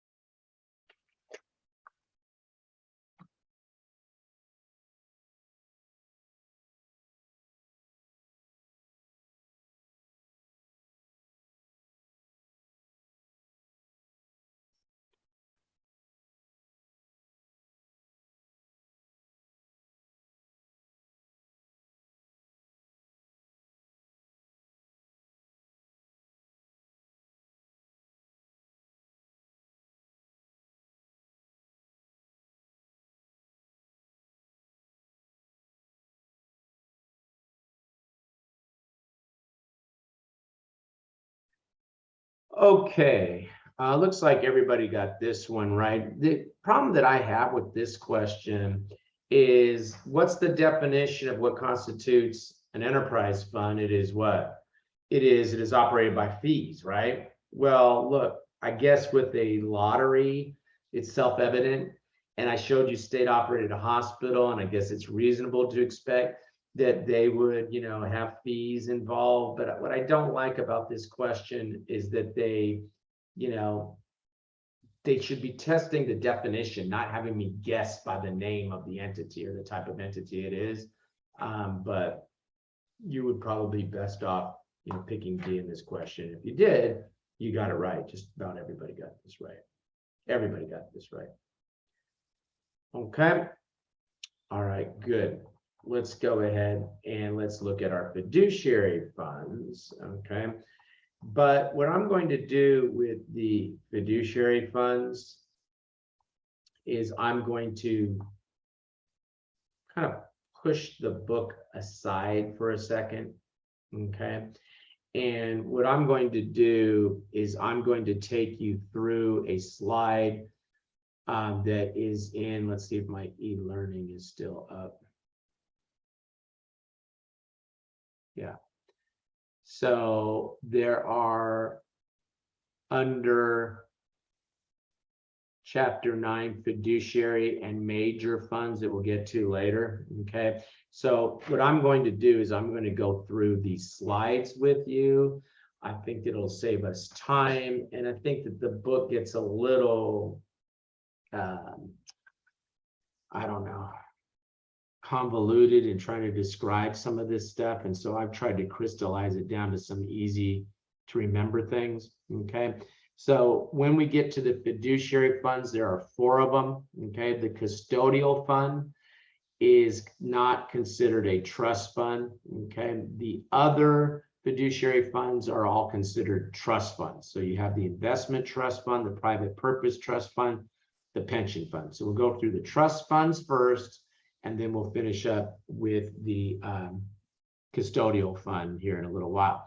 So let's start with the discussion of the investment trust fund, okay?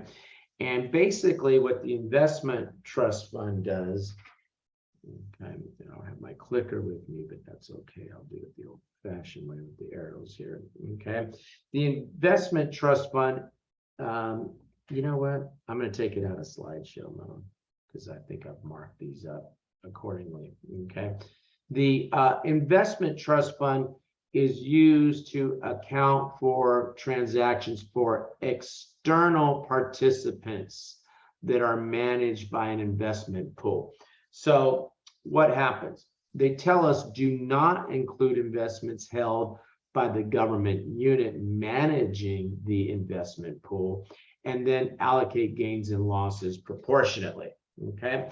Now, what I did over here is I just have this little example, and I guess I could put this one in slideshow mode. Okay, and I have this example right here at the beginning where you have Hayward has a T-bill, Union City, oops, what did you advance the slide on me? No.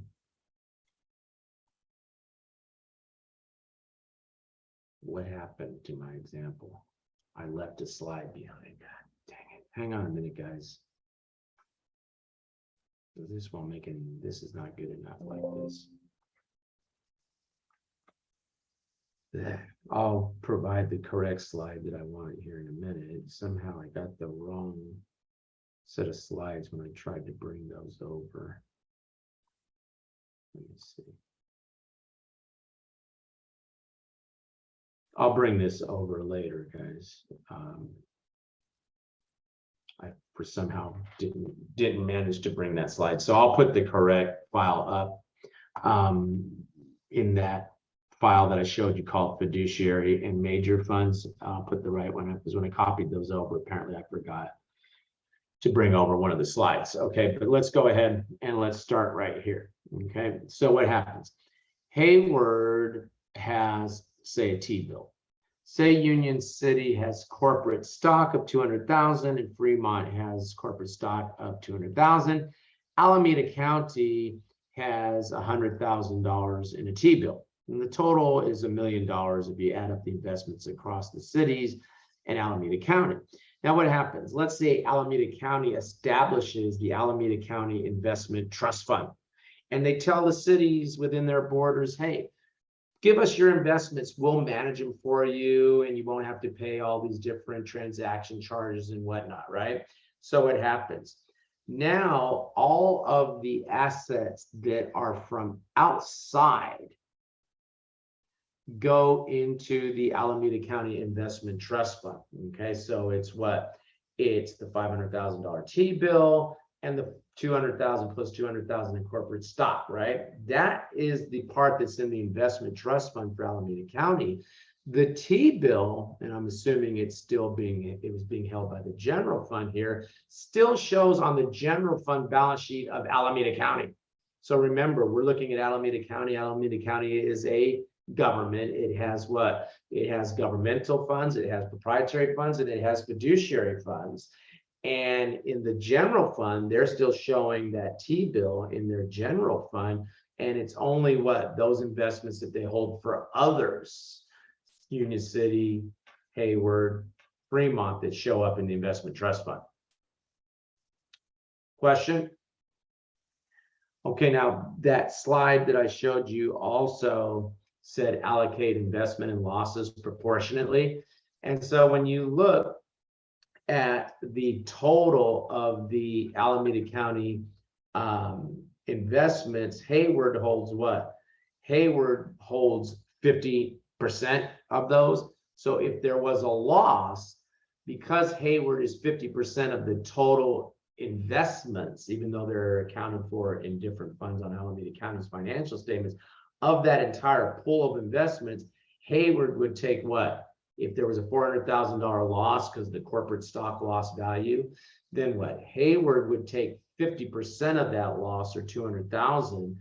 Union City and Fremont would take 20%, and Alameda County would take what? 10%, even though they're accounting for that in a different fund. The entire investment pool, that's the relative percentages that each one hold, and you would allocate those gains and losses proportionately. Okay. Okay, that's the main takeaway of the investment trust fund, is really on that slide that I showed you before. And I will go ahead and I'll fix that in a little Question? while. A question. Yes. Uh-huh. So who determined the percentage? It's determined by the percentage that each one holds of investments. So Hayward put 500,000 in a total pool of $1 million. So they hold 50%, right? Okay, thank you. And so on. Okay. Okay. Bottom line, you know, is Hayward happy? I mean, Hayward had a T-bill and they got into this pool with these funky stocks, whatever they were, Enron stock or something. They went worthless, and then, you know, they ended up getting screwed out of it. Okay. But let's do this. What I want to do is look at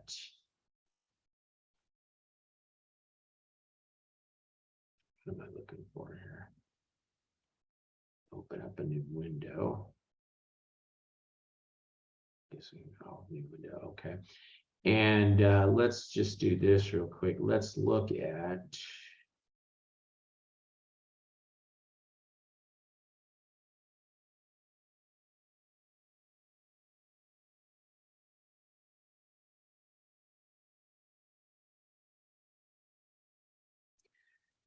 and I want to search for a question, and that means I'm going to have to take my machine out of tablet mode. And so goodbye, because that means the camera is going to stop working and I'm not going to be able to get it to start working again, I bet you. Or at least maybe when I put it back in tablet mode. But I want to look at questions here.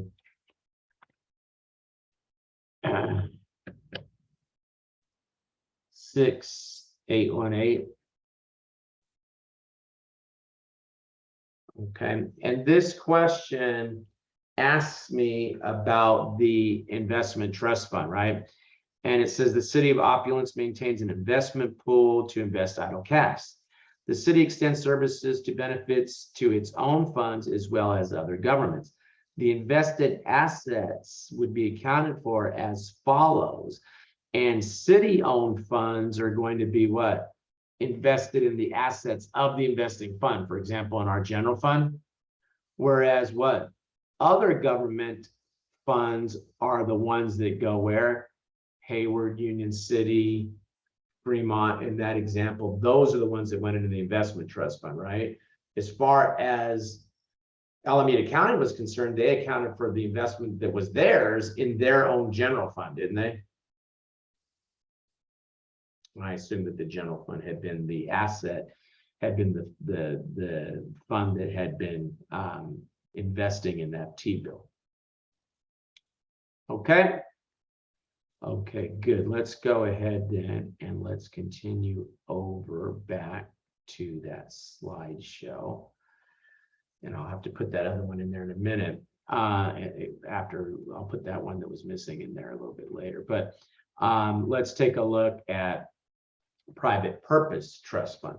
Okay, when we're dealing with the private purpose trust fund, the example that I give you here is college funds for cops' kids is a good example of a private purpose trust fund. So what happens? Sometimes, unfortunately, you know, they have these high risk warrants that have to be served, and police officers sometimes get killed in the line of duty with these kinds of things. You know, they have these warrants that they serve for, you know, drug raids and that kind of stuff, and these no-knock warrants and all that. Why do they do that? I mean, all it's going to do is get somebody killed. I mean, I don't get the point of this kind of thing. You know, it seems like there's a better way of doing this than busting down a door and gunfire and all that kind of stuff. But anyway, police get killed, right? Sometimes in these things. So what happens? They go ahead and they people that want to help the kids of slain police officers set up a fund. And they turn to the city and they say, will you manage the fund for us? Okay. And the city says, sure, we'll do that. Okay. Well, what happens? The funds don't belong to the city. They belong to the kids, don't they? Okay. So that would be an example of a private purpose trust fund where the city is simply managing that on behalf of what? Now private individuals, maybe a private organization like a not-for-profit that's set up to help these kids. The other thing that you see in the private purpose trust fund is something called escheat funds, or sometimes called unclaimed property. Okay, so what happens here? Let's say when I'm 5 years old, my parents set up a bank account for me, and you know they put $500 in there to get me started. I passed the CPA exam, I started making all kinds of money, and I forget about this $500 that was sitting in this fund when it started when I was 5 years old, right? Can the bank keep that money? No, the bank is required at some point to remit that money over to the state of California. And then the state of California, we're in California, is supposed to look for me. Okay, they're supposed to look for me to give me that money. Well, by looking for me, all they do is they have a website. You can go to the state of California's unclaimed property website, put in your name, put in the city where you think you had some funds that maybe got lost in the shuffle, and you may get a hit. They may say, yeah, you've got $1,000 that was sent to us in your behalf. Then all you have to do is provide them in triplicate proof that you are who you say you are, and wait 180 days, 6 months, and then they'll send you the money that is you're entitled to. So around holiday time, what I do is I search on my family's name and I say, hey, I got a present for you. My brother had $50 over there. And so I said, you should go claim that $50. And he was like too lazy to figure out. So every year I got to sit there and look and see that $50 that belongs to my brother that he's too lazy to claim. I guess he's rich. You don't need the $50. So anyway, that activity would be accounted for in a private purpose trust fund. Now, what's interesting is not a lot of people know about that, or a lot of people are like my brother and they don't claim it. So as a practical matter, a lot of times what they'll do is they'll have this unclaimed property. They account for it as revenue in the general fund because they know the chances that somebody's going to come back are what? Pretty remote. And so they just account for it in the general fund. Or they'll account for it as what? A revenue to the general fund to the extent that they know it won't be reclaimed. Okay, so it's like an estimating process where they figure out how much is going to be reclaimed. That part, they would just go ahead and account for that as a revenue in the general fund. Is there a expiration date for people who never claim their? There is not. I got to look at that every year for the last 15 years that my brother got $50 coming that he won't claim. There's no time limit on it. Okay, so what they could do is simply account for that as revenue in the general fund, but then they put a liability for the little bit that they think will probably be reclaimed, and they don't even bother with a private purpose trust fund. Okay, coming over. And we'll deal with major funds here in a second. What is going on with my slide carryover? I completely screwed that up, guys. So I'll fix that after. So let me come over and go back to the other slideshow, my fiduciary funds, where I have the things that I actually want here. Okay. And let's go ahead and let's look at, what happened? Okay, I need to come back up. Custodial fund, okay? Let's go ahead and let's take a look at custodial funds. Now, because, well, let's look at the pension fund. Let's go look at the pension fund first. Okay, so now we're coming back up and we're looking at the pension fund. Two statements: statement of fiduciary net position, statement of changes in fiduciary net position. This is the required statement, guys, of all of the fund financial statements. Okay, pension and the asset valuation is fair value. Asset valuation is going to be fair value. So let's see if I can put it back.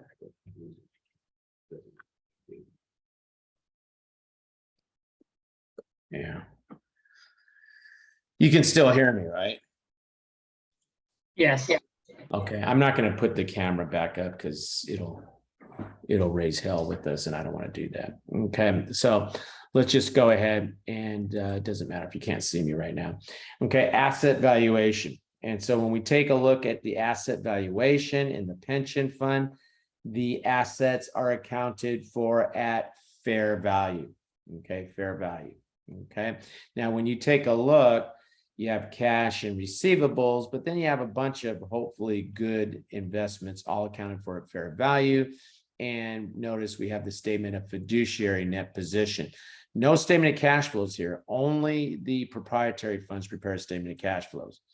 Now, when we look at the statement of changes in fiduciary net position, those are called additions and deductions. Okay, additions are basically, get my pen up here, like revenue. Okay, expenses are like, deductions, I should say, are like what? Like expenses. Okay, so we have additions, revenues, contributions. These days, for the most part, both the employer and the employee will contribute. Okay, and then we have what? Investment earnings, again, at fair value. Okay, deductions, obviously the big one's going to be benefits, but then if somebody retires before they're eligible and they've contributed some amounts in, then of course we would pay those out. And then there's some sort of administrative expenses often that go along with that.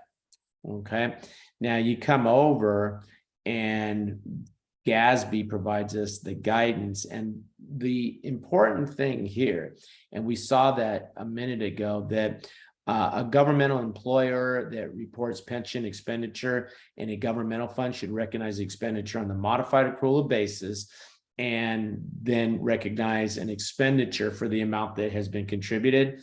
So when you're looking at questions in your homework and they'll say, what would be the entry in the general fund for a contribution to the pension fund? We've already seen that. The answer is what? Debit expenditure, credit cash. Or if it was what, say one of the proprietary funds was paying the mechanics pension, they would do what? They would debit expense, credit cash. In the what? In the pension fund, they would debit cash and credit additions for that. Right? Pension funds getting the money. Okay. So what's happening? I'm getting some blank stares. We have the general fund. General fund is going to do what? Contribute money to the pension fund for their employees. They have to do. Right? So let's say it's $100,000. I don't know. In the general fund, they'll debit expenditure for, I'm just making a number up, 100,000. They'll credit cash. In the pension fund, they will do what? Debit cash for 100,000 and credit what? Additions, which is like a revenue, because money's being contributed by the employer. And if it so happened to be what? Say an internal service fund that's contributing money to the pension fund, because hey, if you work in an internal service fund, you're still a government employee, right? So what would happen? They would go ahead and instead of calling it expenditure, they call it expense for 100,000, credit cash for 100,000. And the pension fund would do what? that wouldn't change. It would still be a debit to cash and a credit to additions in the pension fund, even though the money's being contributed by the internal service fund in this example. Okay, so we've done what? We've done our private purpose trust fund. We've done our investment trust fund. We've done our what? Pension trust fund. Those are the three trust funds. Now let's look at what? Custodial fund. Okay, so when we look at the custodial fund now,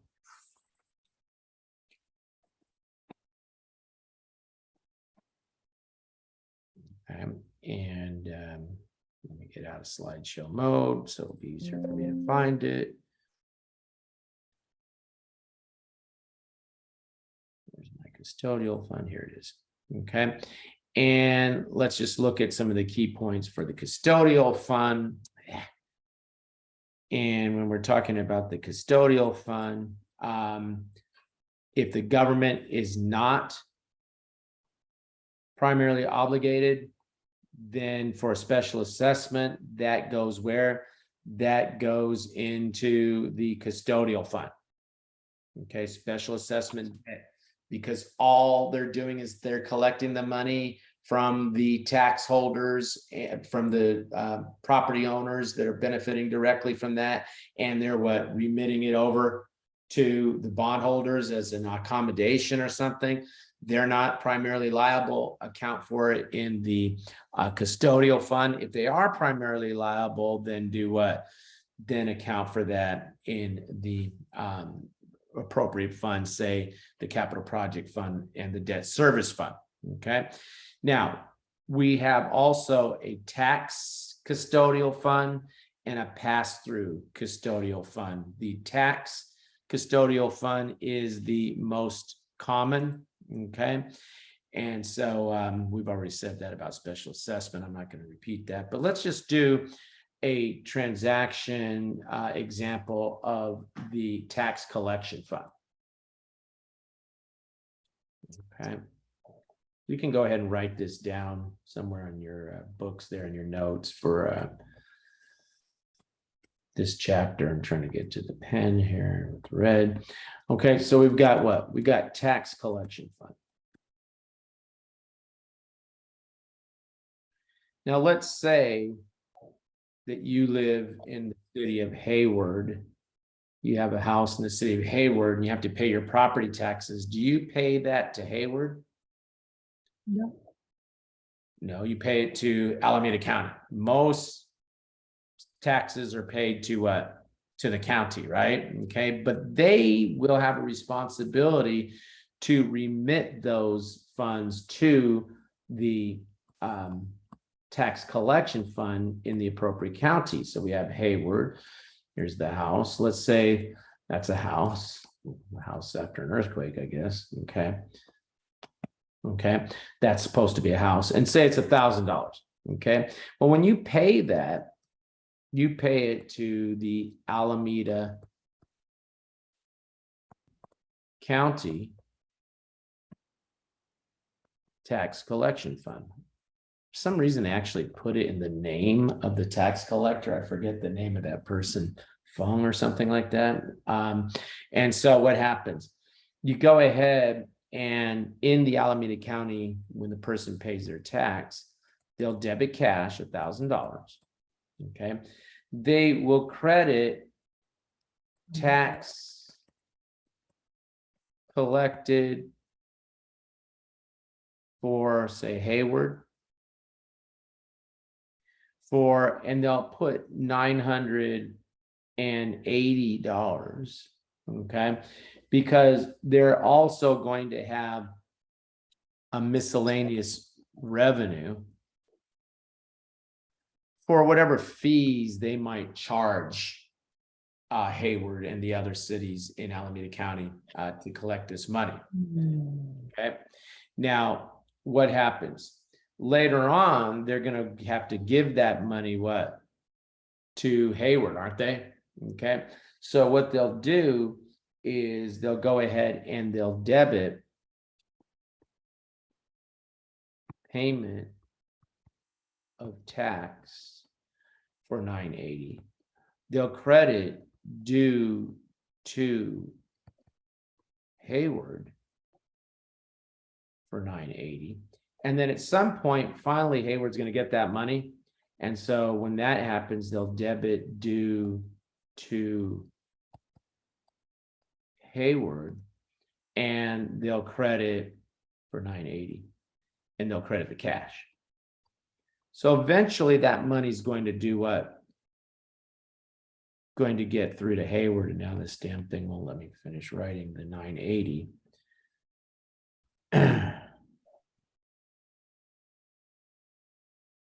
Wonderful. Now I'm gonna have to take it out. He's decided to lock up on me. These things. Wonderful. Wonderful.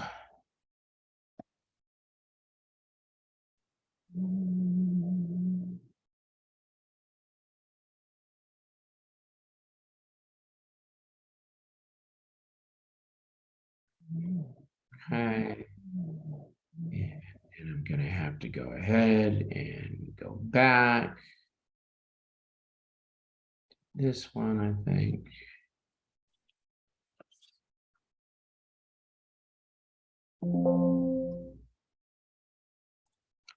This is. Okay, I don't know why it's doing that, but and now I lost all those other ones. But eventually they would debit what? Due to Hayward for 980 and credit the cash for 980 just to finish that last part. Okay. Okay. Now, let's just go ahead and take a look at the financial statements of the custodial fund. And this comes right out of your book. This is the same thing. So notice they have cash. They have some receivables, because some people apparently haven't paid their property taxes yet, whatever. They have liabilities, which most of it is the amount that was due to local governments. That's the amount that they hadn't sent over yet. Remember, we had due to Hayward, right? And then there'll be a small net position, basically representing amounts that they're still waiting to receive, and a little bit of cash that they have left over. Because remember, they are earning some money as miscellaneous revenues for whatever charges they're charging the cities to collect this, so that they can pay their accountants and whatnot. Then we look at what? We look at the statement of changes in fiduciary net position. Remember, guys, our fiduciary funds only prepare what? Two statements: the statement of changes in fiduciary net position, which you see on the screen, and the statement of fiduciary net position. But this one is like the income statement. So tax collected for other governments. Remember, that was the amount collected for Hayward that I showed you. Miscellaneous, that's that what? That's that little fee. The deductions, which are like expenses for our fiduciary funds, we call it addition. They're like revenues. Deductions are like expenses. What are our administrative expenses? But the big one here is what? The payments. Remember, we debited payments out for Hayward. And then notice we had a small change in net position, because most of the money is what? Just simply coming in and being paid out of these debts. They call them what? They call them pass-through tax collection funds, because they have a very limited function. Question. Yes. Oh, Question. yes. Your slice has 16 page. My slice only have 6 page. Is that the same slice? Well, the whole thing is a mess. So I'm gonna have to put something else up there that will replace this file. This thing is a mess. What was up there had the wrong slides in, so I don't know how many slides there are. What's up there now was kind of a mess, so I had to jump around, and I'll have to fix this. I don't know how many slides there are in it. Okay, let's take a look at some questions now dealing with our fiduciary funds. So you can see, guys, I lifted a lot of the stuff that you saw in there. I lifted them and put them in that other file because, again, I feel like the book puts a lot of other stuff in there that at some point makes it hard to follow. But I'm going to have to fix my slides to get the right stuff up there, and then I'll put those up there for you on e-learning. It's like somehow I didn't get all the slides I wanted. Okay, but let's go ahead and let's take a look at a couple multiple choice questions.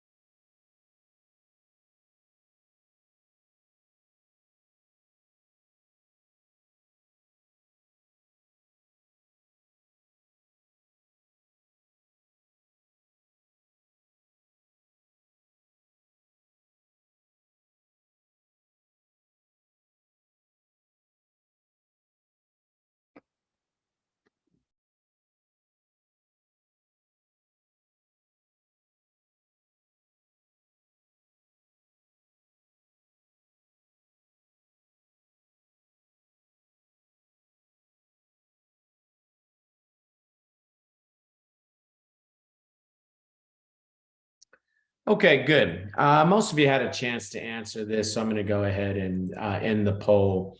And everybody got it right. Obviously, we were just talking about the custodial fund, so that probably helped you in answering that one. But of course, on the exam, you wouldn't have just gotten done talking about it. But it's a special assessment, and they tell us that what the government has no obligation regarding the debt service. And so we said that that kind of activity, as you all got right, is accounted for in a custodial fund, right? Okay. All right, good. Let's take a look at this next one.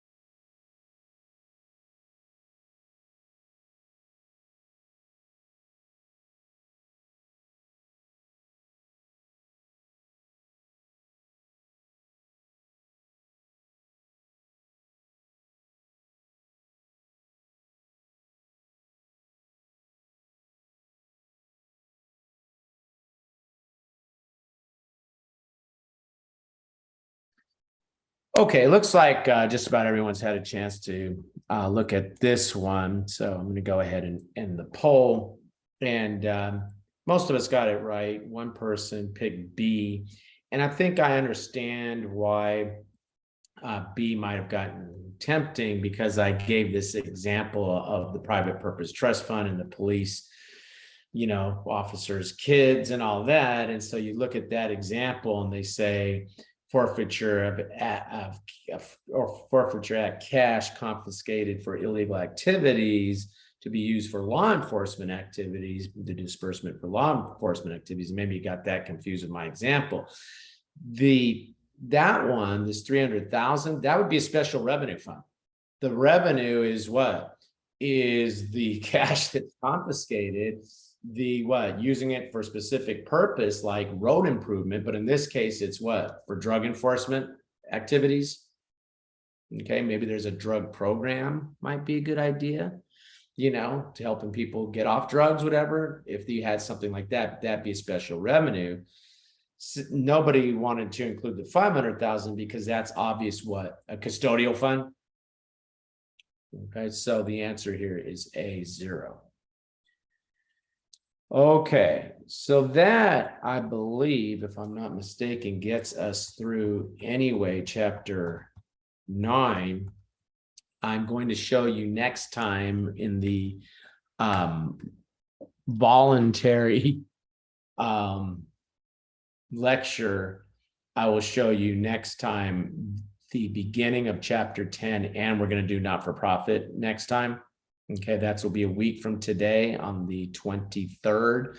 You do not have to come to that class if you don't want to.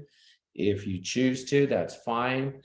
I will record it if there are participants. I'm not going to record it. I'm not going to sit here by myself for 3 hours and record it, but we'll do 5 to 8 a week from today, and then we'll talk about final review process.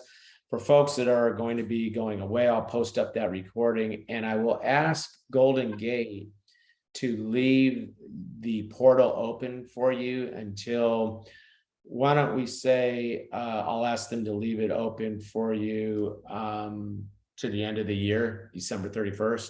Okay, because I know that some of you will be taking your exams as you go along here, and you may want to reference back some of this. So I'll ask them to leave it open for you to December 31st, so you can still go back in, unlike your other classes where they cut it off. I'll ask them to extend it for you. At this point, the only deliverable that you have from me now is that I'm going to be going into Navigator, where I can spy on you and see that you've done some homework. If I look in there and I see that you've done nothing, we're going to have a very pointed conversation that you probably will not enjoy. So make sure that you've gone in and you have, made a good solid effort on the homework. That's the only deliverable. I canceled the guest speaker write-up because we've fallen so far behind on some things, and I've kind of pushed back off to you responsibility to look at some lectures on your own and whatnot. And so for that reason, I decided it was okay to not make you do the guest speaker. So assuming you've done some homework here, there's no reason why you shouldn't be getting an A in this class. Question.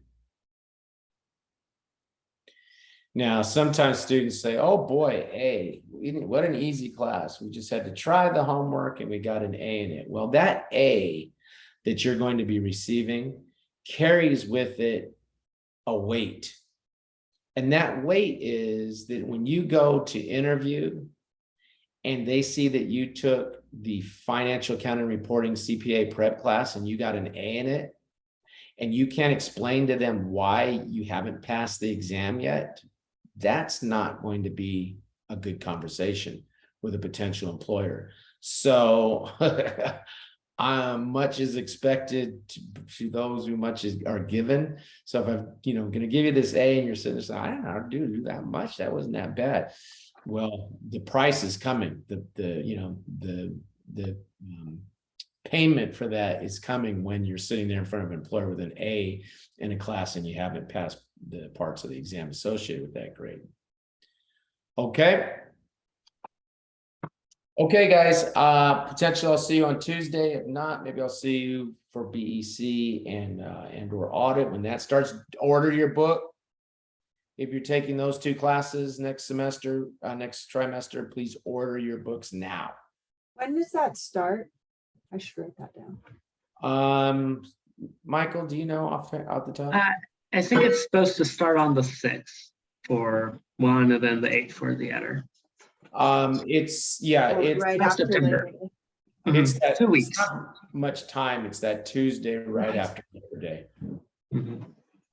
And by the way, actually, you'll get a message from me, for people that have been in my class. I don't make you come to that very, very first class. Because all I'm doing is going over the requirements for the exam and how to sign up and all that, and you already know that. So really, it'll be a week from that first Tuesday that will really start, but I'll send an email out to the class when that's getting ready to start. Does that make sense? Okay. Question? Question? Yes. So next week, do we have time to go to the review? Because next week you will cover chapter 10 and also nonprofit. I doubt it. Yeah. And at that point, we're gonna have to talk about final review, what folks that are on that meeting want to do. Okay. Yeah, we're not just. Do you think we need to consider pushing our test back a little bit? I don't know whenever, mine's scheduled for the 7th. I don't know when anyone else's is. If you've been keeping up with the homework, and you're feeling that you're a little bit behind because we're kind of nailing through these last couple of lectures, I just hate to start adding stuff on top of stuff, because then if you're taking BEC and reg and audit with me, then we start adding more material and you still haven't taken the exam. So what you could do though is push it back. Maybe what you could do is push it back. Okay, I need the calendar. Let me look. So we're talking September 6th is, I think, is it BEC that comes first on the Tuesday? I think it's BEC that comes on Tuesday, the 6th. Does anyone know? I'm not sure which one. It's either audit or BEC. I'm not sure which one's on Tuesday. And then there's a class on the 8th, but you don't have to go to those classes, right? Because you already know how to sign up for the exam. So you wouldn't have, so you have that whole week in there. And then what I'm going to do, I'm going to record the lectures like I do and post them up. So the first official lecture will be the 13th and the 15th, right? But I record those. And it's only like half a chapter, right? That we typically get through in one session. So I think you would be okay to not come to those two classes. Just send me an email reminding me what you're doing. Don't come to those two classes and then take your exam on, say, your FAR exam on September 20th, or take it,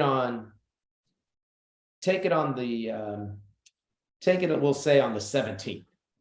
Take it on September 17th. Then you have the weekend to watch those lectures to catch yourself up. And then, yes, come to class on Tuesday, the 20th, Thursday, the 22nd. So that gives you almost 2 extra weeks, right? Right. So yeah, maybe go ahead and push it back, since we're moving along at a snail's pace here as we've gone through this stuff. It's a lot of material to cover these 10 chapters. This FAR class is the most challenging for me to get through everything. So. Okay, thank you. I will go ahead and push mine back a little bit, 10 days Okay. or so. So thank you. Okay. Okay, guys, and then don't forget to look for the information for the EY event next Monday.